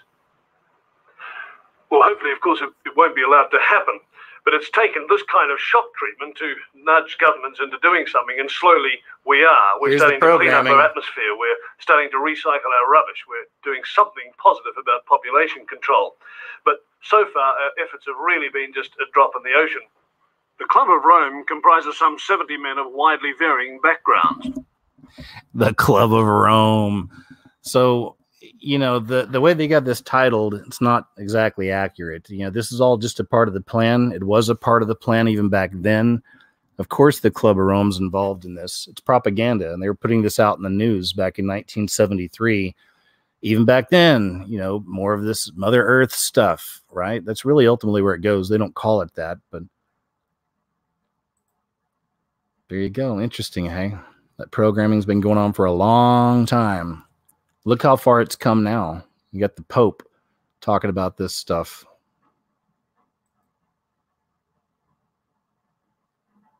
Vaccine warning. Vaccines can cause permanent brain injury during brain development years. Americans are scared to death of infectious diseases. Most people in this country believe that human babies are born with very weak immune systems and that most humans would die as children without getting the entire CDC recommended schedule of childhood vaccines. They would be dead wrong. In this case, there's no safety in numbers, and what's worse than the herd of fully vaccinated sheeple spreading the very diseases they're vaccinated against is the fact that today's immunizations are far too many, too close together, and all loaded with heavy metals, genetically modified viral strains, and neurotoxic ingredients. An infant's brain is vulnerable, but is mostly vulnerable to the vaccine chemical cocktails injected into their muscle tissue that end up crossing the blood-brain barrier and inflicting damage to the central nervous system and brain. There's very much to cover here in very little time, it says. Okay, so I don't want to read the whole thing because it is going to be long and drawn out, but we get it. If you want to read that, though, that's over at naturalnews.com, and it's that vaccines can cause permanent brain injury during brain development years. Interesting here. Parents realizing boyhood is under attack. This is what's happening. It's good to see. I figured this was just a matter of time. Trail Life USA, the Christian counterpart to Boy Scouts USA, was formed after the Scouts began allowing girls, homosexuals, and those who identify as transgender to be Scout leaders. Mark Hancock, yeah, what about what they did to the Scouts, man? I mean, we covered it back then, but dang, it's another one. Just another sign. It's another sign of this stuff. It's all about the little ones, ultimately. Mark Hancock, who heads Trail Life USA, tells One News Now his organization continues to grow, adding more than 8,000 members in the last few months as parents and children discover the character, leadership, and the opportunities the faith-based group has to offer. I think the parents are beginning to recognize that in our culture today, boyhood is really under attack, Hancock says. All the messages that they're getting from the culture around confusion, around gender issues, toxic masculinity, and who it is that they are, is a tough time for boys growing up. He adds that other issues prompt the need for boys to grow up in a Christ-centered atmosphere. They're twice as likely to be in special education, 3 times more likely to be declared ADHD, he lists. They're falling behind girls in every single academic category, and their suicide rates are going through the roof. There's also the issue of drug abuse. He says parents are discovering their sons' need for an environment where they can be mentored by Christ-focused males who teach them life skills and enjoy outdoor activities. Cool. There you go. If you guys are interested, Trail Life USA is what that's called there. Get involved before it's corrupted. Woke American Music Awards sets record low viewership in key demo. Good. Ugh. I've always just got a bad feeling looking at this one. It's the same feeling I get when I see Hillary Clinton. Ugh. Even saying that name. Goes beyond politics, man. I think she's just a very wicked creature. There's a lot of them. It's not just Hillary, but anyway, I get the same kind of feeling when I look at Taylor Swift as I do when I look at Hillary Clinton. That's why I try not to look at them a whole lot. Anyway, Despite being rammed with woke themes like gender politics and climate change, there we go again, the American Music Awards hit a record low in viewership for the key demographic of 18 to 49-year-olds. Reality TV star Big Frida, never even heard of him, who identifies as gender nonconforming, gave a speech before his performance in front of a rainbow church set telling the audience, maybe I have to watch this. I might have to do a video on this award show. I didn't even bother watching this. I just, I used to do some videos on these shows. I still get drawn to some, and I'll do a video on it, but it sounds like it was heavy, lots of programming perhaps in this one. I mean, I know it's always there, but, it's just sometimes there's got to be enough, for me to make a video. There's got to be enough of something in there, not just like a couple pyramids during a dance routine or somebody covered one eye during a speech. It's got to be more. Anyway, I'm rambling again. So Big Frida, who identifies as gender nonconforming, gave a speech before his performance in front of a rainbow church set telling the audience, welcome to our Sunday service, which was an obvious dig at Kanye West's Christian-themed gospel-filled church services. Camila Cabello also performed her song Living Proof alongside a group of male dancers wearing lace dresses. Taylor Swift, who has been hounded into adopting progressive themes in recent years, performed her track The Man, which laments sexism with the lyrics, because if I was a man, then I'd be the man. That's pretty deep if you think about it. Billie Eilish also performed while wearing a black shirt emblazoned with the words, no music on a dead planet. Oh, there we go. That one's definitely a little tool of the devil in the industry right now, too. Billie Eilish with her videos. I guess I could do something on her sometime, but I just, some of these people, like just bad energy. I get a lot of real bad energy from looking at stuff with Billie Eilish, like her videos. I don't watch a lot of this stuff, but you get curious about the names, you go look things up, you start researching things, and just this one's definitely being used. I should have included her in the Rise of Nihilism video I did, because she plays a role. Wait, I did. I actually did. Hey, wait, I just remembered. I think I put a little clip in there of one of her videos. Okay, so I was thinking ahead. That's good. These are the conversations I have with myself. Usually I'm not in front of a microphone with a live audience, so forgive me, all right, if I fall off track sometimes. Anyway, I think I get enough out of this. I think that's the article anyway, so we got it. More programming for the masses. Arrest by algorithm. China uses artificial intelligence to flag entire groups of people for arrest. Coming to America soon. A new trove of highly classified leaked documents from the Chinese Communist government shows how Beijing operates their widespread concentration camps, where they reportedly have millions of Muslims and other minorities locked up. What about that grainy video we saw last week on the show with all the protesters in Hong Kong being loaded up on those trains? That was scary, man. The International Consortium of Investigative Journalists reports that the leaked documents reveal that Chinese police are guided by a massive data collection and analysis system that uses artificial intelligence to select entire categories of Xinjiang residents of detention, or for detention, sorry. Xinjiang. It's a fun word to say. The manual obtained by ICIJ gives detailed instructions on everything from deciding when to let detainees use the TT to how to keep the camp's existence totally secret. The classified intelligence briefings reveal the scope and ambition of the government's artificial intelligence-powered policing platform, which purports to predict crimes, just like the movies. Remember that? Minority Report. We were programmed for this. We're ready for this now, right?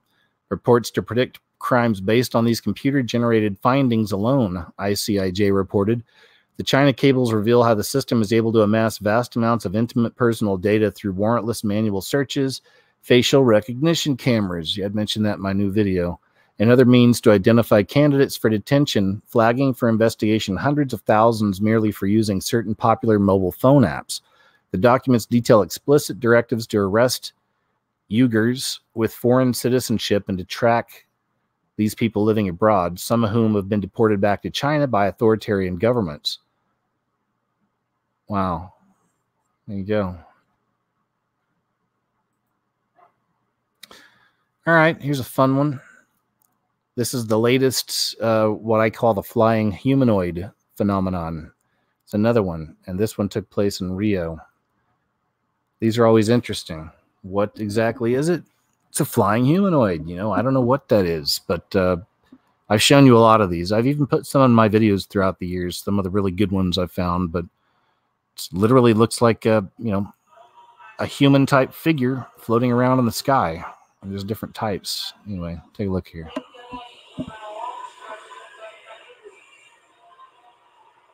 Meu Deus, mano. Caraca, mano, que é isso? Mano, paraquedas. Que paraquedas, mano. Mano, aqui tá. Tá vindo pra cá, bicho. Vai vir aqui. Meu Deus. Vai passar aqui. Mano do céu. Meu, que é aquilo? Não. O OVNI. Sério isso? Sei lá que porra é essa, não sei também. Eu vou tirar foto.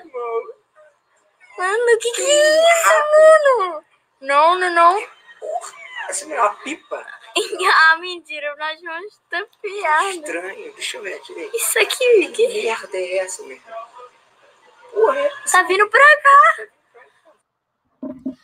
There was one from last week. I think it was Saudi Arabia, maybe. But remember, it looked like a guy that had his legs folded, like he's sitting down with his legs folded and his arms out by his side, floating through the sky. Weird stuff, man. Is it people projecting? Is it something spiritual? Is it these shape-shifting demons in the skies? You know, I don't know. Sometimes it's a blimp. Sometimes it's, you know, a drone. Every now and then you get these. You get... some people think they're kites. Some people think they're geese. Some people think it's swamp gas. Who knows? I don't think any of that. But you know me, I'm a little loony. New Amazon show features white people wearing red MAGA-style hats being hunted as Nazis.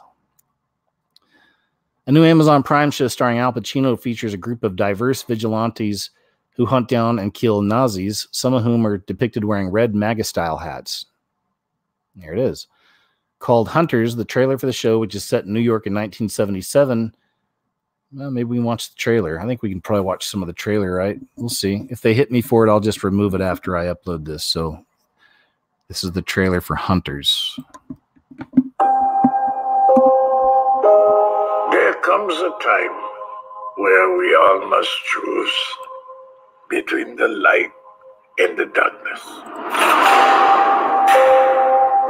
But when there is great darkness in this world, perhaps the choice is made for us. You know, for eons, people like us have been degraded and exterminated. But no more.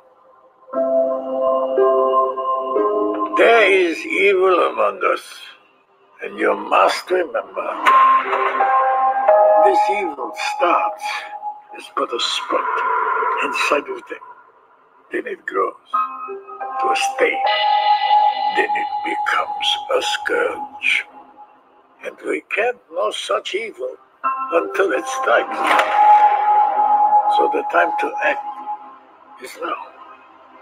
Before everything we hold dear to us is destroyed.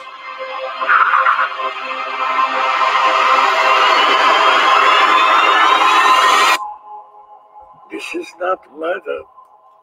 This is mitzvah. Okay, we get it. More programming for the masses. More of this black versus white, white versus black. Never gets old, does it, folks? Never gets old.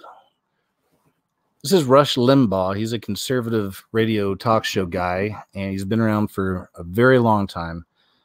And I put this up because even this, all of this stuff is changing. Over the last few weeks, I've shown you guys some stories. There might even be one this week about how Drudge Report, which used to, it's still the biggest news aggregator on the internet, has been for many years, but it always had kind of a conservative leaning to it, you know, for years. And now, recently it's come out to where he's completely flip-flopped. Something happened with, he's changed his ads, he changed the company he's with. There's all these theories, but he's very anti-Trump now, you know, and he's very more to the left with the way he's posting things. And again, I don't go to Drudge Report that much. I didn't see this change. I just started seeing stories about it. So That happened. Then we saw this thing with Chick-fil-A, which has always been known as this, big Christian foundation, and they, put a lot of money towards Christian groups and all this, and we've seen them fold towards, the way I see it, like the Antichrist spirit. Seen them change. And now we've got this. Of course, now we got Fox News. There's always been, out of all of them, Fox News was always the only choice, it seemed. I was in the military 8 years. It's the only thing anybody ever had playing in any building I was in for 8 years in the military. But I know Fox News has its corruption as well and its issues, and it seems to be getting a lot worse over the years. This is why the internet's great in that way, because we can have all these different news sources. We don't need all this mainstream stuff. Either way, though, I'm looking beyond the right-left paradigm stuff. I'm looking beyond that. I'm just showing you that we're seeing this spread of this Antichrist spirit, because even these companies and these groups that at one point were known to be very conservative, or even Christian or whatever, we're seeing them fold to this spirit, in different ways. So Rush Limbaugh warns his 15 million listeners to not trust Fox News. Rush Limbaugh says, the formerly conservative network is going to keep moving towards a political left. He believes it's to appease the radicals and bigwigs that help them with advertising. He told his 15 to 20 million followers. I can't tell you the number of people who are complaining to me about Fox and their analysis here. And folks, all I can tell you is there's nothing new about that. He's blasted Fox News several times, including 7 weeks ago, even called them the Never Trumper Network. He told viewers to not expect too much from the network. I'd lower my expectations if I were you. If you're expecting what Fox used to be, you need to shift your perspective. Anyway, again, not to get too much into the politics of it all, but beyond that, do you see what I'm trying to tell you? What I'm seeing? It's the spread of that spirit. Even these conservative or to the right, or Christian groups, a lot of these groups and businesses, are folding. They're turning over. This was one of those stories that I wish I knew what really happened. Slow-moving blob that may have been a flock of birds caused White House lockdown. So the news was saying it was, I guess they caught it something on radar. Senior national security officials across the agencies convened to coordinate and monitor the situation after a mysterious blob was seen on radar at the Capitol Police Command Center flying just south of the National Mall. Military aircraft were scrambled in response. Initial assessments indicated that the blob was an unauthorized aircraft entering restrictive airspace, leading to a brief lockdown. The airspace around Washington is more restricted than anywhere else in the country. According to the FAA, rules put in place after 9/11 attacks established national defense airspace over the area and limit aircraft operations to those with an FAA and TSA authorization. Interesting, eh? But the two Capitol Police sources told CNN, which I don't trust anyway, but this is the source I found, that the flying object may have just been a flock of birds, given how slowly it was moving and how it appeared on radar. They don't know. Or do they? I definitely don't think it was a bunch of birds. They even put a picture up of a bunch of birds. You'd think that they've had this system in place for so long, and as I said, it's such an intense system. And they've had it, it has to be. It's protecting, the most powerful people in the world, essentially. So they've had this system in for so long. You would think, and birds are natural, right? The birds are around. We know this. You would think that they'd had enough experience by now to differentiate between a bird or a group of birds, or something else. So I don't buy the birds story. It just makes me wonder what really happened, Be crazy if it turned out to be a UFO, right? Maybe the disclosures coming soon, they really are about to pop off the fireworks. Here's one interesting kind of false flaggy type thing. Recently, there was a chemical plant explosion in Texas. This just happened, I guess it was early today. It happened last early Wednesday. It was early this morning in Port Neches Groves area outside Port Arthur. That's in Texas, a few miles away. Witnesses said on social media. But what's weird is the DNC War Room, they posted this story just a matter of hours before this actually happened. A 2013 explosion killed 15 in West Texas, including 12 first responders. In response, President Obama implemented new safety rules. Trump scrapped those rules for 12,000 facilities housing dangerous chemicals, endangering workers and first responders. And that was from 12:23 p.m. November 26th, 2019. Then on November 27th, 2019 at 3:32 in the morning, they had a similar thing. They had like an actual explosion of a chemical plant in Texas. So people are questioning this. And I'll scroll down here and let's see.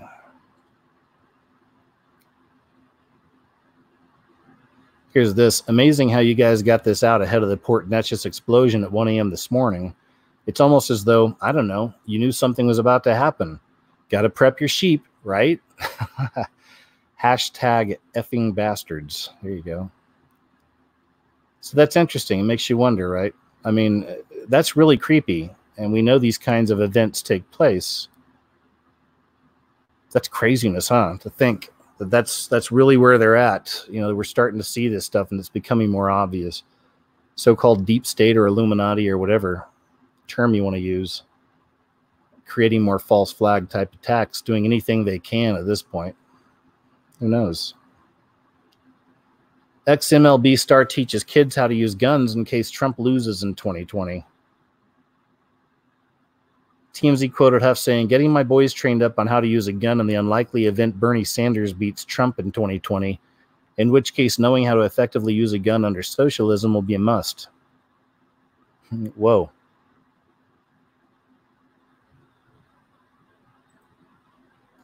I don't think you got to worry about Sanders. Public buildings lit scarlet for persecuted Christians on Red Wednesday. I've never heard of Red Wednesday before or them doing anything like this. Have you guys? Budapest, Hungary. The British Foreign Office has joined other governments and groups in the annual Red Wednesday global campaign to protest Christian persecution by lighting up monuments and landmarks in red. Thought I'd share that. I'm going to have to look into this group here.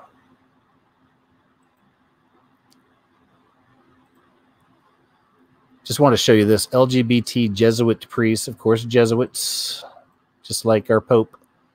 Not my Pope. LGBT Jesuit priest showcases gay Jesus art. And there it is.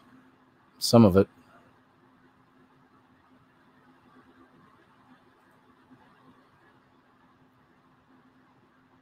Hey guys, if you don't mind, I need to take about a 2-minute break, okay? Give me just a second.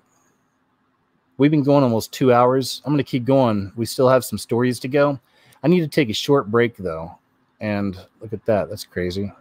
So give me a sec here. Let me jump over here into the studio.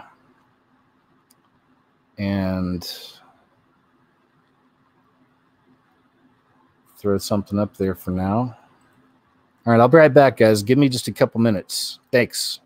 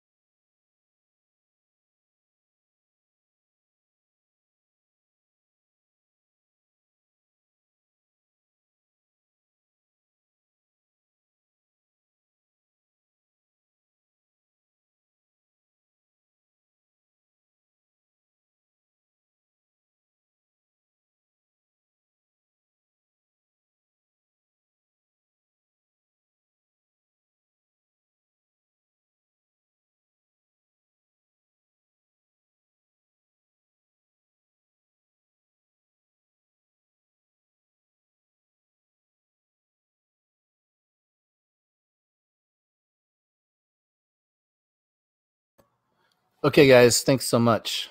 Let's get back to it. All right. This is nuts. Speaking of the spreading of that spirit and seeing it manifest, sheep and cattle stabbed to death and sprayed with satanic symbols. Poor sheep. Look at that. 2 sheep and 3 cattle have been stabbed to death and sprayed with pentagrams, sparking fears of satanic-style cult. The animals were found dead in and around Hampshire's New Forest National Park over the space of 5 days. Police also received reports of a cow being injured, while a church was covered in satanic graffiti, including the numbers 666 sprayed on the door. They're now investigating the unusual incidents, 3 of which took place in the village of Bramshaw. One of the sheep was found by resident Judy Rudd, who had been walking her 2 dogs through the village at the time. One of the sheep was found by... Oh, I just read that. Wow. She said it had purple and green aerosol symbols sprayed on it. It was a pentagram and a cross. Had been stabbed to death. The wounds were in the side of the body by the rib cage. It was very unpleasant. Yeah, we get it.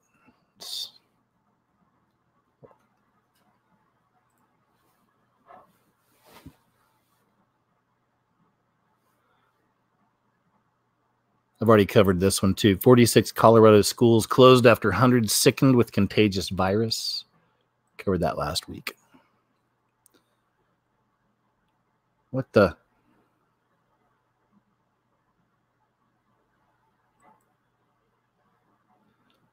We got that one already.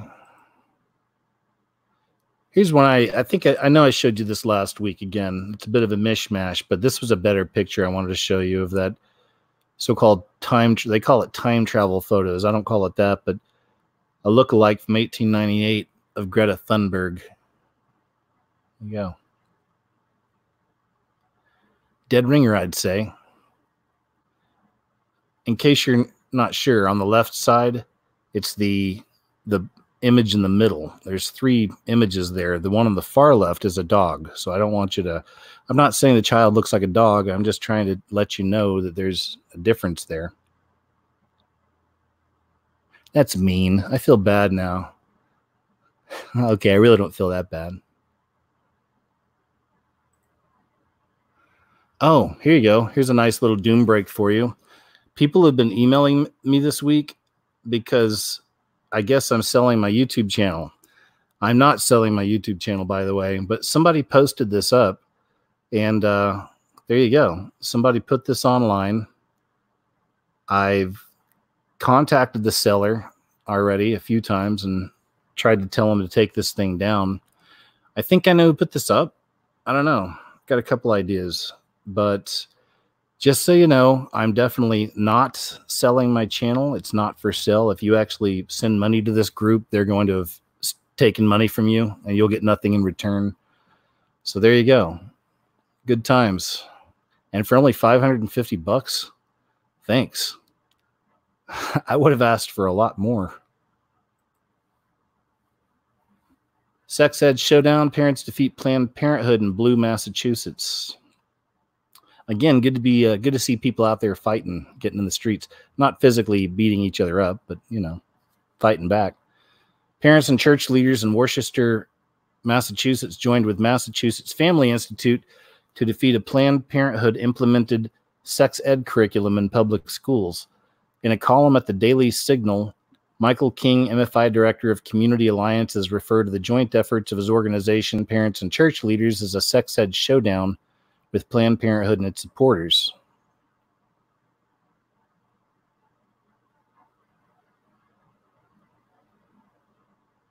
He testified before the school board committee after reviewing the Making Proud Choices sex ed curriculum materials, asserting that abstinence has now been redefined in one of the program's workshops to include, this is the new definition of abstinence they're giving to the children: French kissing.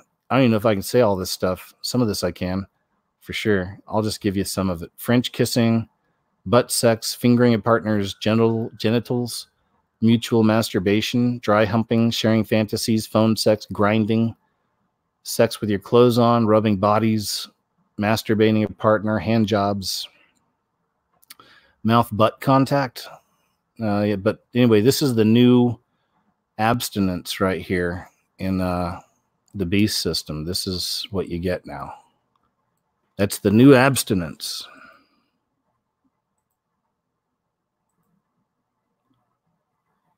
Twitter changes terms of service to allow explicit photos of children, pedo content. Twitter has changed their terms of service explicitly to allow for pedo-type content to be allowed on their platform. The new terms of service explicitly states discussions related to child sexual exploitation as a phenomenon where attraction towards minors are permitted. The new rule adds gray legalistic language that such pedo content is allowed, provided they don't promote or glorify child sexual exploitation in any way. Isn't this crazy? It's not. They were living the upside down. Like Twitter conserves Christian, or Twitter censors Christians and conservatives, and a lot of truth stuff. They censor, but they give this stuff a pass. So this is really, you're in the upside down. This is again that spirit spreading into everything. Despite their qualifier, Twitter has stated it will allow for nude depictions of children on their platform as long as it's artistic. Artistic depictions of nude minors in a non-sexualized context or setting may be permitted in a limited number of scenarios. Works by internationally renowned artists that feature minors, etc., states Twitter's new rule. Wow. There you go. There's Twitter. Binge drinking has doubled among American women without children in just 12 years. More than 4 in 10, 42% childless 30 to 44-year-olds were having 5 or more drinks on any given occasion last year, compared to a fifth, 21%, in 2006. The finding, based on almost 240,000 Americans, mirrors one identified among mothers too. But the rise of binging was steepest among women who didn't have little ones. Although heavy drinking is either decreased or stabilized for most groups, binge drinking is still common and is becoming even more prevalent. Lead author Sarah Machete, an epidemiologist at Columbia University, said, "It's still unknown why women are increasing drinking relative to men, but we encourage physicians to screen all adults because the world's trying to make women men and men women. Even the pastimes, and even all the way down to the way we drink, the way men used to be the ones that drank all the time, but women got to catch up." And that's again that third wave feminism stuff. Women should be out there banging as many dudes as they can. Dudes have been doing it for years. Not every guy, but the system makes you think it's every guy is out there just being a cad. Anyway, there's your stats. It's not good. Not good. Police are now actively using robot dogs. Massachusetts State Police have become the first law enforcement agency in the U.S. to use robotic dogs, in a first that has critics warning that the machines could be weaponized in the future. Look at this. Oh. That's pretty crazy. Yep. Wow. Knock, knock. Trick or treat. Guess who's coming in to get you?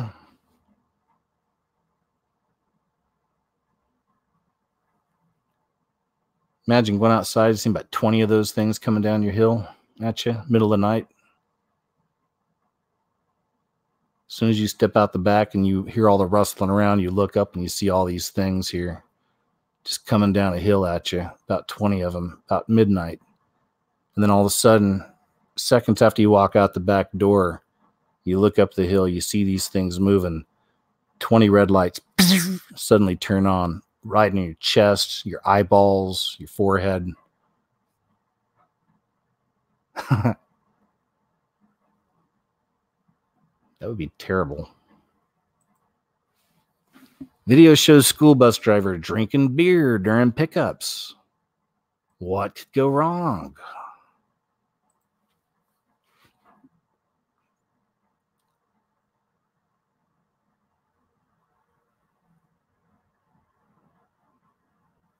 Well, Oh, there we go. There she is.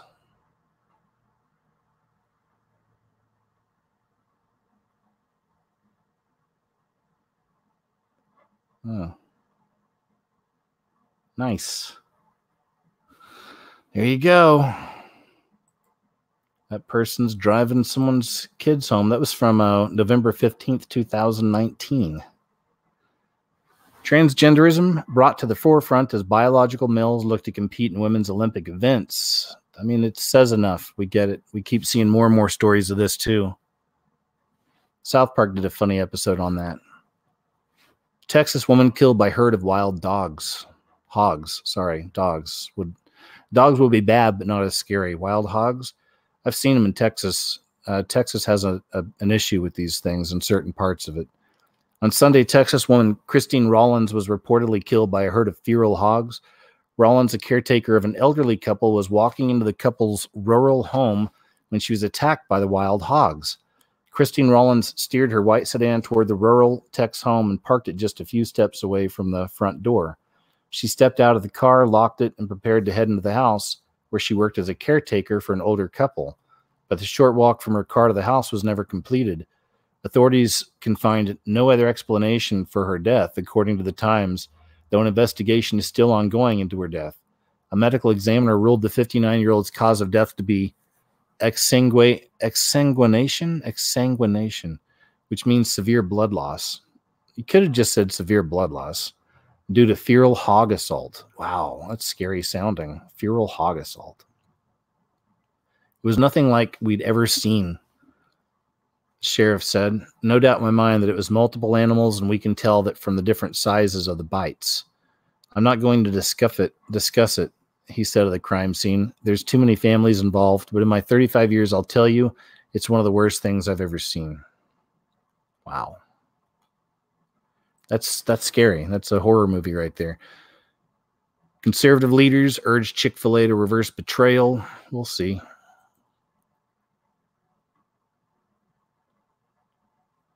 It's another one of those videos here of, what is this?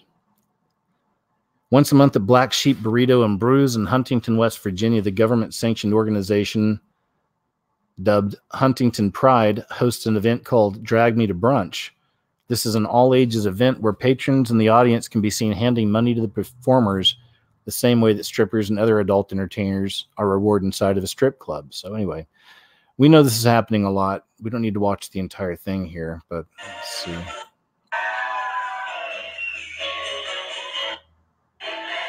And if you look in the background, you'll see there's children. This little kid, the little boy just gave that guy $1. Anyway, there you go. More of that stuff.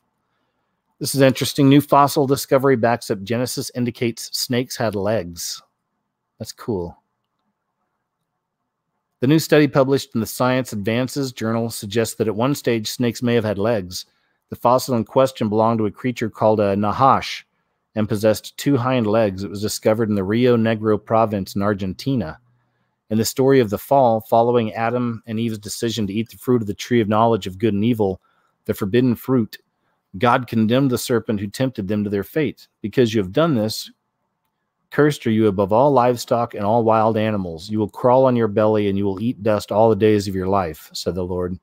Now, many are arguing that the latest historical discovery backs up the idea of a snake crawling rather than slithering, and that the creature may have had legs before being cursed by God. While the serpent is depicted at the beginning of the Bible, the satanic figure is also alluded to at the very end as the ancient serpent. An article at the Creationist Organization Answers in Genesis elaborates more. When looking at Genesis 3:13-15, there is no direct indication that the serpent had legs, only that its curse would be, "On your belly you shall go," writes Bodhi Hodge, who heads up Creation Museum. But in Genesis 3:1, we get a clue that the serpent was likely classified as a beast of the field, which is probably why beasts of the field were also mentioned in 3:14. What makes this an issue is that it was a land animal and or flying reptile in general, hence it moved by flying, slithering, or with appendages. And what about all those crazy flying serpent videos we've seen on this channel throughout the years? We still see those stories popping up out there. It's interesting, huh? Makes the mind wander. I like that story. It's a good one. It's a good one to end on, man. That's actually our last story. So on that note, I'm going to jump over here and say hi to y'all real quick in the chat. Hi, guys. Thank you all so much. Thank you for the super chat. Thank you. You know, I forget I even have that on, and when I'm on the show, I can't see it. So just thank you. I appreciate it very much, y'all. Thank you. Thank you. And hey, guys, I just wanted to say thanks again for being here tonight, man. It's good to see you. I hope you guys are ready for a good Thanksgiving. I hope you're all able to have a joyful Thanksgiving, hopefully with people you enjoy. I've been a traveling man most of my life. I didn't get all my Thanksgivings at home.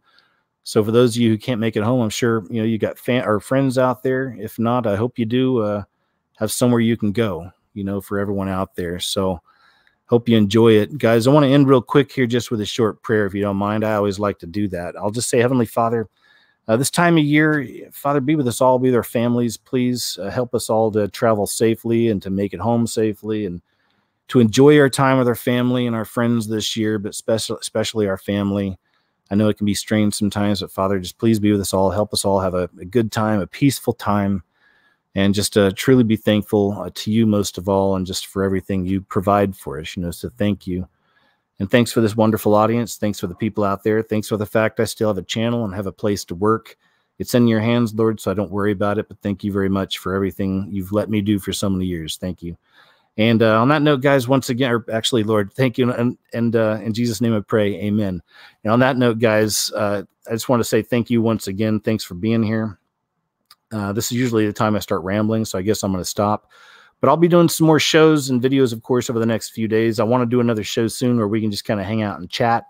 So we'll do one of those where I open lines again and let you guys jump in and talk. Until then, you guys, once again, moderators, thank you so much. Everyone take care out there. Have a wonderful, wonderful Thanksgiving. And we'll be back in a few days with something. Oh, and by the way, if you didn't know, I've been working on The Scariest Movie Ever Made Part 2. I'll be releasing it on January 1st, 2020. All right, guys. God bless.